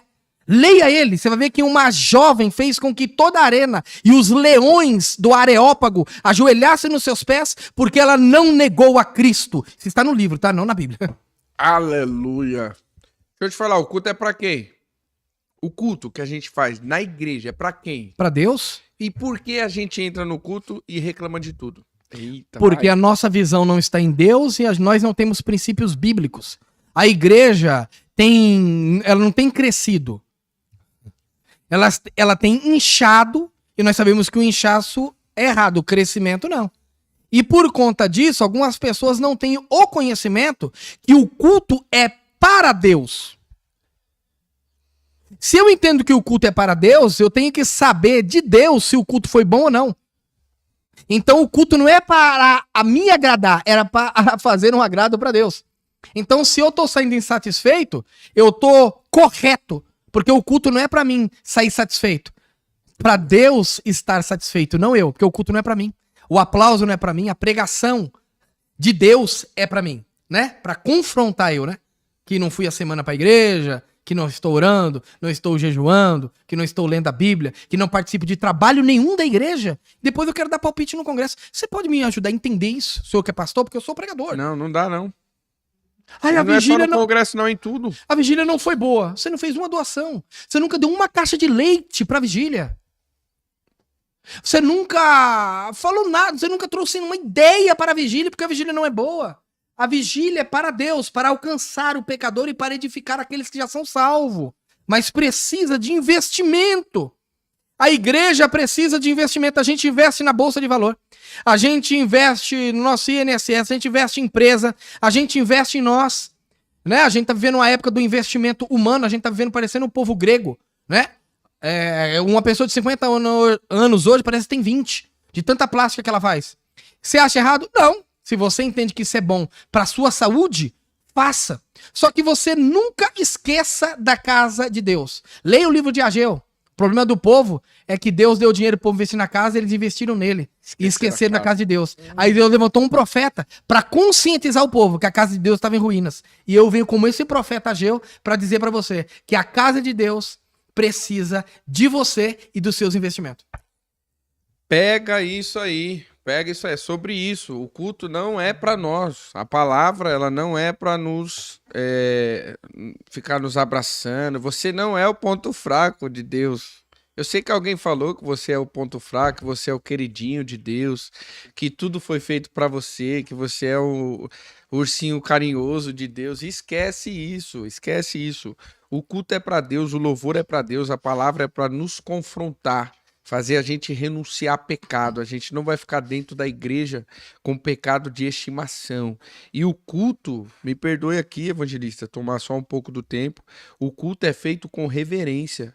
Tem gente indo de bermuda, camisa de time para a igreja. Me fala uma coisa, você se apresenta na frente de um juiz numa audiência desse jeito, você nem entra.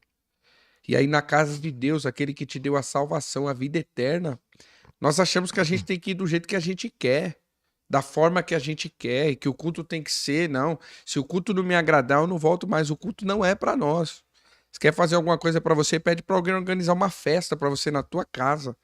Mas o culto é para adoração a Deus. O culto precisa ser com reverência. O que é santo precisa continuar santo. A palavra é santa, o altar é santo. Os obreiros precisam ser santos. Senão a gente caminha para a destruição. Mas por que Deus não abençoa? Por que Deus não prospera? Por que eu trabalho tanto e eu não vejo acontecer? Comece a orar para Deus revelar o que está acontecendo, porque é desse jeito. As pessoas ficam relativizando. Tá repreendido. Fala, evangelista. No livro de Ageu, no capítulo 1, você vai ver que o povo trabalhava e colocava o dinheiro no bolso e parecia um sacolé furado. O povo comia e continuava com fome, e o povo se vestia e continuava com frio. Por quê? Porque o povo estava colocando o dinheiro no lugar errado. Quando você coloca o dinheiro no lugar errado, você não prospera. Quando você coloca o dinheiro no lugar certo, a prosperidade vem. Eu penso o seguinte, biblicamente falando, as pessoas tinham uma roupa específica para se apresentar para Deus. Então nós temos que ter uma roupa específica. E não era qualquer roupa. Não era uma roupa elietizada. Tanto é que Jesus usou a melhor beca da época. Tanto é que os soldados romanos cresceram os olhos, encheram os olhos de água, né? Eles engodaram os olhos porque viram que a roupa de Jesus era uma roupa de linho finíssimo que lordes, reis e príncipes usavam na época. Né? Então eu percebo que Deus nos dá uma roupa bela, não é para ir pro shopping, é para ir se apresentar para ele. Eu não posso ir pro shopping? Pode, mas no dia do culto vai com a bela roupa também.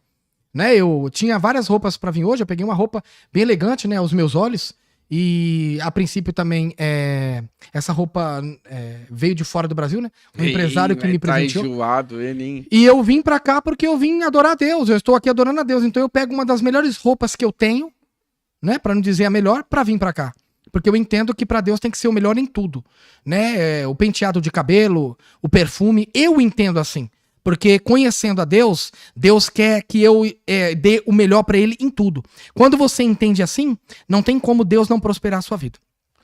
Gideões, deu o que falar Gideões esse ano, hein? teve um pregador que falou sobre o fundo musical na ministração. Eu sou do tempo que não tinha, né? Eu cresci na Assembleia e a gente não tinha fundo musical. E hoje a gente, né, nos nossos cultos acontece da pessoa ir ministrar e muitos ministros também não gostam. Eles falam, ó, não precisa colocar nada, eu prefiro sem e tal. Qual que é a sua visão sobre fundo musical? Ajuda ou manipula emoções? Como que é a sua visão sobre isso? Você é pregadorzão, você prega pra todo lado, fala comigo. Olha, eu penso o seguinte, aquele fundo musical foi colocado em qual objetivo? Porque tudo é o objetivo, né? E o Paulo falou que alguns pregariam por valores financeiros, outros por vanglória e assim por diante, mas o evangelho tem que ser pregado. Então não é apenas o fundo musical, é a mensagem de quem está pregando também. Qual é o objetivo do pregador e o que ele quer alcançar com aquela mensagem? Eu, particularmente, penso o seguinte, aquele fundo musical é para regar o coração daqueles que vão ouvir a palavra? É para essa ideia? Porque eu acredito que a palavra, por si só, já consegue fazer todos os efeitos possíveis, né? Eu sei que todas as casas têm suas regras, né? Eu já preguei com fundo musical e já preguei em ambiente sem fundo musical.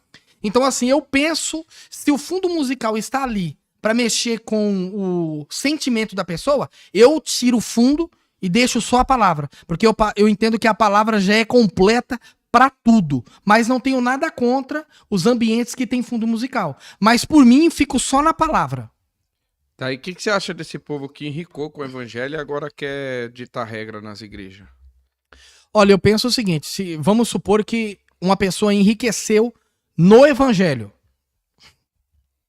Se as regras que ela quer ditar são bíblicas, quem sou eu para ir contra a Bíblia? Se não é bíblica, pode cair fora. O seu poder financeiro não modifica o que já está escrito, filho.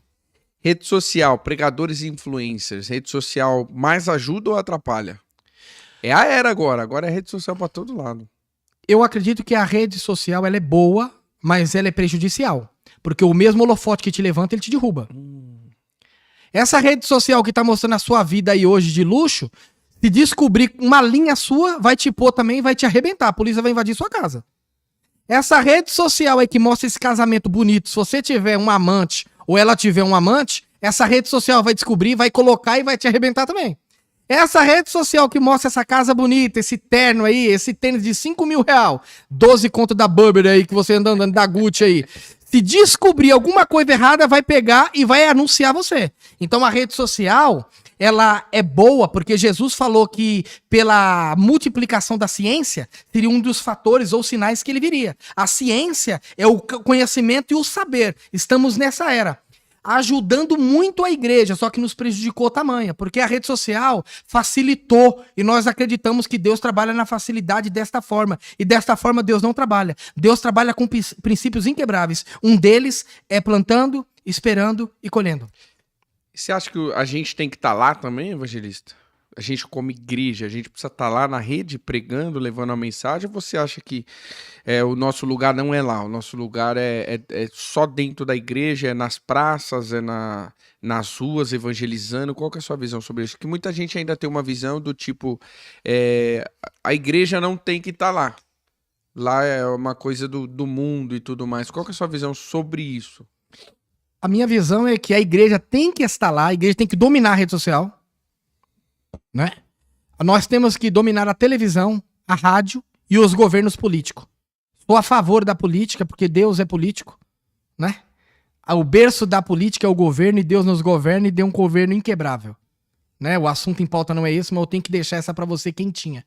Todo cristão tem o dever de ser político e votar com consciência, porque são eles que vão governar sobre nós. Então nós temos que estar em Brasília, temos que estar nos fóruns da vida. Todos os governos da terra tem que haver um cristão. Ah, a política tá suja. Na época de José, a política não era limpa, meu filho. Porque era o Egito. O Egito era a maior potência do mundo. E Faraó, né? Que não é um nome, é um título. Se eu não me engano, teve 2 faraós na época, né? Ramsés II e Tutankhamon, né? José governou em um ambiente contrário e governou com excelência. Então, muitas das vezes, deve ser levantar alguém para fazer como José, colocar ele lá para governar com excelência. Né? E a gente, por falta de conhecimento, acha que Deus é contra a política. Deus não é contra a política, não. O berço da política é o governo. O segundo tópico da política são as leis. Todo governo de um governante tem lei. E Deus tem lei que nos governa. E agora? Fica pra próxima. Fica para próxima. Esse ano a gente tem uma responsabilidade nas urnas para escolher o presidente do nosso país. Não vou falar nem de A nem B, mas nós, como cristãos, nós temos que votar em pessoas que vão defender as nossas posições. Esse ano a gente vai votar para deputado estadual, federal, 2 senadores, governador e presidente da República. Os próximos anos, você vai escolher o seu caminho. Ou você vai olhar e falar, eu contribuí para que esse país melhorasse, ou você vai ser mais um, né, que vai ficar esperando uma mudança e nunca vai ter. Mas antes de votar para cada um desses candidatos, olhe os valores que eles defendem. Se eles defendem a família, se eles defendem a igreja, se eles professam a fé em Jesus Cristo, que esse é o nosso papel. Como o nosso convidado falou, nós temos que ocupar espaço, porque se a gente não ocupar, alguém vai estar ocupando. Depois não adianta reclamar, né, evangelista? Porque as coisas não estão boas, porque os preços estão altos, porque as leis são ruins, é porque a gente não participa. E quem participa está dominando isso. Evangelista, o palco está substituindo o altar? Acredito que sim. Nessa época atual, sim. Nós não temos ministros, por muitas das vezes, né? A gente tem palhaço de entretenimento. Olha só. Ele vai trazendo entretenimento que vai entretendo o povo. Por exemplo, esses dias eu ouvi uma pregação aleatória que estava circulando pelo Instagram, que nós somos o ponto fraco de Deus. Aí a outra pessoa pregava que nós somos os queridinhos de Deus. Deixa eu te dizer, a gente não é o ponto fraco de Deus e nem o queridinho de Deus. Por quê? Porque o evangelho nos mata. Para quem não sabe, o evangelho mata o ser humano. E nós nascemos de novo, lembra que Paulo falou? Em Cristo somos uma nova criatura. As coisas velhas se passaram e tudo se fez novo. Nós nascemos de novo no Evangelho. Então o Evangelho, se a gente fosse queridinho de Deus, Deus não matava a gente. E a primeira coisa que acontece com quem levanta a mão e reconhece Cristo como único e suficiente Salvador, é que você morre. É como uma semente plantada sendo germinada. Ela tem que morrer primeiro para depois ter raízes. É assim o Evangelho. O Evangelho te mata para você ter raiz e para depois você crescer. Como manter a simplicidade da cruz? Desafiador, hein? Olha, eu entendo o seguinte, que independente dos degraus que você galgou ou vem galgando, da sua posição eclesiástica ou a sua posição social, independente da unção, dos dons que Deus te deu, nunca se esqueça que nós somos doulos. A palavra doulos, no grego, quer dizer servo, e a palavra servo, no grego, quer dizer escravo. Então ninguém é melhor do que ninguém. E ninguém é maior do que ninguém. Possa ser que você esteja numa condição melhor do que a minha, mas você não é melhor do que eu. E outra, poder muda de mão rápido, viu? Quem era rico ontem é pobre hoje. Quem é pobre hoje é rico amanhã. Vou fazer uma alusão aqui, né? Agora é 11 horas da noite no Brasil e aqui tá escuro. E agora é 11 e pouco da manhã no Japão. E lá tá de dia. O mesmo sol que esteve aqui hoje está lá. E a mesma lua que esteve lá ontem está aqui. O que isso quer dizer? Que hoje está de noite aqui e está sol lá. Mas daqui a pouco vai estar escuro lá e de noite aqui. A nossa vida é uma gangorra, viu? De repente você está sorrindo ou está humilhando alguém que está passando o escuro da vida. Mas nunca se esqueça que esse sol que brilha em você, amanhã pode estar brilhando ele. E aquela lua que está escurecendo lá, amanhã pode escurecer você. Eita, pega isso aí, ó. Tá vendo? Simplicidade da cruz. O tempo passa, né? As pessoas, né? Nós conquistamos, avançamos, conquistamos posições e é muito do que você falou no começo da entrevista, né? É muito do que se revela. A pessoa se revela depois que ela chega, né? Não é que ela se tornou aquilo, ela já era, né? Só não estava manifestada. Então tem que lutar contra isso, certo? O poder ele vai potencializar pessoas. Por exemplo, tem pessoas que têm um poder dentro do coração. Quando ela se torna um obreiro, o poder é potenciado e revela o que a pessoa tinha no coração. Porque o poder serve para potencializar você. Por exemplo, vamos supor que você tem no coração de ter uma clínica de reabilitação. Uhum. Deus te dá condição, vai potencializar isso, que você vai abrir a clínica. Vai salvar 500 pessoas, vai ser rotativo. Daqui a pouco, os que estavam lá abriram igreja, rapaz. Daqui a pouco o reino de Deus vai estar... Nossa, a gente vai estar naquele poder todo. Porque potencializou um projeto que estava no seu coração. Agora, se no seu coração você tem um sonho de ter uma Porsche amarela, o dinheiro vai potencializar você ter essa Porsche amarela. Então o dinheiro vai potencializar o que eu já tenho. Ah, ele ficou arrogante, ele já era. O dinheiro só revelou e potencializou a arrogância que ele já tinha quando não tinha nada. Porque eu conheço pessoas arrogantes que não tem nada. Tá? Eu não tenho nada contra Havaianas, mas anda de Havaiana. Anda de Hering. Nada contra Hering, viu? Eu gosto. Mas anda de Hering. E eu conheço pessoas, eu tenho amigos, tá? Que usa Gucci, Louis Vuitton, né? Burberry, Prada, e assim vai. A gente senta no chão e come. Né? Eu vou na casa dele, nossa, a gente tem uma amizade. E eu não sou uma pessoa de poderes aquisitivos. Eu sou uma pessoa de poderes espirituais. Né? Até o presente momento, eu tenho uma vida saudável em Deus, vivo uma vida simples e abençoada por Deus, mas eu não sou um homem de poderes aquisitivos. Eu não moro em um flat de luxo, eu não moro em uma casa em condomínio chique, eu não moro em apartamento 1 por andar, eu moro em um bairro simples, numa casa simples, tenho um carro simples e uma vida simples. Pronto. Só que o poder que Deus me deu potencializou eu naquilo que já havia em mim. Eu conheço o Natan e algumas pessoas que estão nessa sala aqui, que de repente não está aparecendo para você, de longas datas. Sempre que eles entram em contato, a gente tem contato. E tem vezes que ele não precisa estar em contato, que a gente está em contato. Deus me deu muitas coisas de anos pra cá. Potencializou o que estava em mim e a minha amizade com eles continua a mesma. Continua mesmo. Ah, você tá alto se apresentando. Não, tem muita gente que me conhece e pode falar isso por mim. Comenta aí no vídeo. Elogia. Fala aí que ele é humildade mesmo, Agora que a esquentou simplicidade da cruz está sobre ele. Evangelista, você faz uma mentoria, né? Fala um pouquinho sobre esse seu trabalho. Como que se dá, como que as pessoas chegam até você para contratar a sua empresa, né, de mentoria. Destrincha aí um pouquinho para a gente entender como que você presta esse serviço abençoado aí para a vida das pessoas. Nesta época atual eu sou pregador, sou palestrante, sou imersor e sou mentor também, né? Eu mentoro alguns empresários na linda cidade de Curitiba, né? Hoje eu faço parte de um grupo de mentores, né? Na Dunamis Empresarial, ao qual eu faço parte, e eu sou um mentor bíblico, né? Algumas pessoas vêm me procurar porque estão tendo dificuldades que o dinheiro não resolve, né? A sociedade não consegue resolver. Já procurou vários caminhos e não consegue resolver. E eu, biblicamente falando, eu vou mentorar essa pessoa e eu tenho certeza que Deus consegue, Deus tem como e Deus pode resolver o problema dessa pessoa. Então, você que gostaria de ter um mentor espiritual, você tem como ter acesso a mim, né? Pelas redes sociais, até mesmo pela Dunamis Empresarial. Qual que é a sua rede social? Fala pra eles. Evangelista Edinaldo Rocha. Meu Instagram, meu Facebook tá da mesma forma. Tem na minha bio lá meu número do meu WhatsApp, os vídeos no YouTube, pregações, enfim, você vai ter acesso geral. Meu Instagram é aberto. E tira uma dúvida, você faz essa mentoria somente no PF ou se eu tiver uma empresa e quiser fazer uma mentoria para todos os meus funcionários eu consigo também? Você tem isso? Tenho. Esses dias mesmo eu dei uma mentoria numa loja de ótica em Franco da Rocha para os funcionários e para os donos, né, os gerentes, os maiorais que estavam presentes. Depois eu tive um tempo de mesa só com os donos e os gerentes, né? Tem assuntos que são falados em público que todos podem ouvir, mas tem assuntos que nem todos podem ouvir, senão você pode perder o respeito e a autoridade pelo cargo eclesiástico que você possui. Ótimo. Então aí, ó, precisando de uma mentoria espiritual, entre em contato com o nosso irmão evangelista Edinaldo Rocha e contrate esse serviço com ele, tá bom? Ele está aí para te ajudar a vencer essas batalhas que você está lutando há tantos anos e não consegue superar. Wellington! Está bem, Wellington? Tá? Coloca mãos que ajudam pra gente aí, Wellington.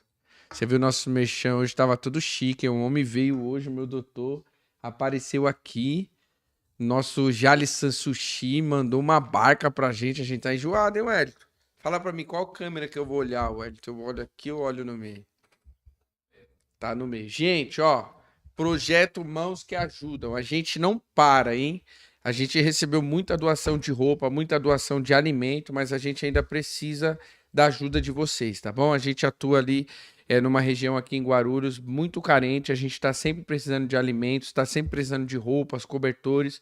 O que você tiver, continue entrando em contato com a gente através do Instagram, através aqui do YouTube, no meu perfil lá também, @pastornatamor. Entre em contato que a gente vai retirar esses alimentos para a gente ajudar aquele que mais precisa, tá bom? A gente está vivendo um tempo agora de inverno, um tempo de frio, e a gente precisa da ajuda de vocês, porque a obra é carente. Nós temos que juntar as nossas mãos e fazer com que essas mãos ajudem alguém, mate a fome de alguém, tire o frio de alguém, resolva a situação de alguém, porque evangelho também são obras, não é só teoria, não é só pregação, não é só altar, evangelho também são obras de caridade. Então nos ajuda nessa obra, tá bom? Em nome de Jesus nós contamos com a ajuda de vocês. Vamos caminhando para o final, evangelista. Gostou do bate-papo? Muito bom. Muito bom, né? Muito Fala bom. para mim uma coisa, um pregador que marcou sua vida. Olha, eu ouvi muitas mensagens, né, nesses 21 anos que eu estou pregando, né, ininterruptos. O pregador Gesiel Gomes e o Elcio de Assis, né? Foram pregadores que me deram muita inspiração para mim continuar pregando escrituristicamente falando, olhando a luz das escrituras, a iluminação do texto, né? São pregadores que me inspiraram e me inspiram muito. Inspiram muito. Elcio de Assis é uma benção. Ele trouxe uma mensagem de Efésios 2 esses dias. Ele é bom. Nossa, que mensagem maravilhosa. Ele é bom, ele tem uma saída brilhante. Brilhante, ele é uma benção, eu gosto. Oh. Um livro além da Bíblia. Heróis da Fé. Heróis da Fé, amo esse livro também, evangelista. Esse livro é abençoado demais. Todas as parábolas de Lucas. Jesus em Lucas, né? As parábolas de Lucas é muito bom também. Muito bom. Quem é quem na Bíblia são livros que eu sempre leio. Sempre leio, uma benção. Seu personagem bíblico favorito? Aí, olha, pega, meu personagem bíblico favorito, o primeiro é Jesus, né? Jesus é o homem perfeito, né? Toda a minha visão sobre Jesus é entender que a humanidade poderia estar melhor, né? Olhando para a vida de Cristo, porque ele é o homem perfeito, né? Mas fora Jesus, Paulo. Apóstolo Paulo. Que bênção. Para mim foi um ícone. Nessa trajetória, 21 anos de evangelho, qual o maior milagre que já presenciou? Olha, eu sei que o maior milagre, olhando à luz da Bíblia, é a salvação, né? Mas eu já vi pessoas em pregações ao qual eu estive pregando, né? Caroço sumir de seio, né? Deus me mostrar numa revelação com cura. Caroço sumir, né? Pessoas endemoniadas serem libertas, né? Isso pra mim foi muito gratificante. Que bênção. E o que você ainda sonha em realizar para Deus? Olha, eu sonho sair do Brasil, né? Alcançar alguns países dificílimos do evangelho chegar, ter a oportunidade e de forma decente, consciente, inteligente, implantar essa semente incorruptível, né? No coração dessas pessoas. Que bênção. Se pudesse deixar apenas uma mensagem para essa geração, olhando para essa câmera aqui que o Wellington já vai focar em você, qual seria essa mensagem? Já mande. No livro de Jó, 7:14 ou 14:7, vai dizer assim: ainda há esperança para a árvore, pois mesmo se ela for cortada ao cheiro das águas, ela brotará. Ainda há esperança, hein? Amém. Agenda de ministrações para os próximos dias, como é que tá? Eu tenho algumas agendas para estar pregando agora. Dia 25, eu tenho um evento. Dia 2, eu tô com poucas agendas esses dias, por conta da minha correria nessa questão de mentoria, né? Mas eu tô tendo algumas agendas, não tão frequentemente como antes, né? Eu ia muito para os interiores, eu ficava lá 15 dias, um mês, 2 Qual meses. lugar do interior? Fala para eles. Aí eu fui em quase todos os interiores do estado de São Paulo. Eu fui até Ilha Solteira, Pereira Barreto, Sul de Menuce, Bandeirante do Oeste, Andradina, Castilho, Araçatuba, Birigui, Clementina, Bilac. Eita, glória. Eu fiz a região toda, região de São José do Rio Preto, Ribeirão, estive em Jaboticabal, Bebedouro, Olímpia, Severínia, Incendiando. Dumont, Pradópolis, Guariba, Córrego Rico, Matão, Taquaritinga, Mutuca, Fernando Prestes. Eu estive em Dobrada, eu estive em Novais também, né? Eu estive nessas regiões e outras mais. Recentemente agora eu vim de Sorocaba também. Vim Que de bem. Marília, Lins, Guarantã, né? Eu passei por essas regiões pregando na Igreja Devec.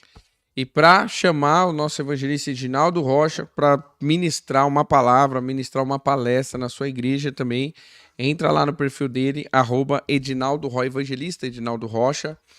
Facebook e Instagram, pega o contato dele, manda um WhatsApp para você ter ele aí na sua igreja, pregando a palavra com essa sabedoria que ele demonstrou aqui nessa entrevista, que foi uma bênção para nós, tá bom? Chame ele, leve ele na sua igreja, faça esse laço, porque ele é uma bênção, a gente conhece ele, não é de hoje não, a gente conhece ele há uns 20 anos já, ele tem testemunho, ele tem ministrado aí em todos os lugares, a gente tem orado e abençoado o ministério dele mais e mais. Evangelista, obrigado, viu?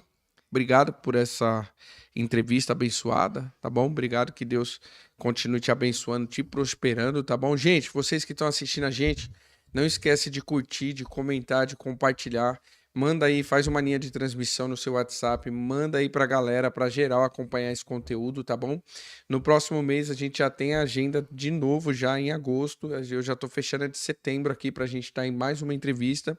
E a gente vai continuar esse trabalho, a gente não vai parar, tá bom? Continuar falando do amor de Deus, continuar falando do testemunho, um bate-papo tão rico, né, como a gente teve hoje com o nosso irmão evangelista Edinaldo Rocha. A gente vai continuar aqui edificando a sua vida, tá bom? Edificando a sua casa, o seu ministério, pois para isso nós fomos chamados, né, evangelista? É isso mesmo. Mas desde já eu quero te agradecer, né? Agradecer todas as pessoas que fazem parte desse trabalho, né? Tenho certeza que esse trabalho ainda vai muito longe, né? Vai alcançar muitas vidas e vai abençoar muitos ministérios, né? Deus te abençoe aí. Continue enriquecendo o seu ministério, né? A sua chamada, sua casa, a sua família, e que você possa continuar com esse bordão passado Amém. do seu pai para você. Amém. Que eu sei que é um bordão um pouco árduo, né? Sim. Eu sei que esse chamado é um chamado um pouco árduo, mas se tá na sua mão é porque Deus sabe que você aguenta. Eu creio. Posso deixar só mais uma Tá mensagem com aqui? você tem mais 15 minutinhos aí de mensagem. Olha, eu sei que tem muitas pessoas que gostariam de ser vistas, tá? Isso aí é do ser humano. A Bíblia diz que Moisés estava 40 anos no deserto. Já era casado, já era pai, já tinha um bordão, já tinha ovelhas do seu sogro Reuel ou Jetro, que era sacerdote de Midian. E a Bíblia diz que um certo dia ele indo para o monte de Deus, Monte Horebe, levando as ovelhas, ele viu uma sarça que ardia e não se consumia. E ele levou as ovelhas, voltou e ficou admirado com aquela estranha visão. Só que no deserto o sol é causticante, de frio, e à noite é muito frio. A gente sabe pela própria Bíblia, né? Porque quando o povo hebreu estava naquela passagem pelo deserto, de dia a nuvem se transformava em sombra e trazia refrigério, e à noite a nuvem se transformava em uma coluna de fogo, cegava os adversários, aquecia eles, iluminava o caminho para que eles viessem andar. O que eu quero te dizer é que quando Deus entrou na sarça, Deus entrou durante o dia. Então já tinha um sol sobre aquela sarça que ela suportava. Agora tem o fogo de Deus. Ela está suportando o sol e o fogo de Deus. E a Bíblia diz que o que atraiu Moisés não foi apenas a visão, foi que a sarça ardia, mas não se consumia. Ela não se quebrava. Deus aumentou o fogo da sarça para que Moisés olhasse para ela. Muitas das vezes Deus vai aumentar o processo para você alcançar o que você quer. Se você suportar o aumento do processo, os olhares que você queria, você vai ter. As portas que você queria vai se abrir. E aonde você quer chegar, você vai chegar. Eita, que bênção, hein? Pega essa palavra, suporta que a bênção vai chegar. Bem, boa essa palavra. Você que está nos acompanhando também, tem um último recadinho aqui, ó. Dia 11 agora, sábado, a partir das 23 horas, nós teremos o Vigilhão da Lírio, tá bom? Vigilhão da Lírio, dia 11, a partir das 23 horas, nós já vamos estar lá clamando e adorando a Deus em mais uma madrugada de adoração na nossa igreja, na comunidade evangélica Lírio dos Vales, na ICELV. Avenida Maria do Socorro e Silva Bezerra, número 451, Jardim Nova Cidade, Guarulhos. Nós contamos com a sua presença com a gente, tá?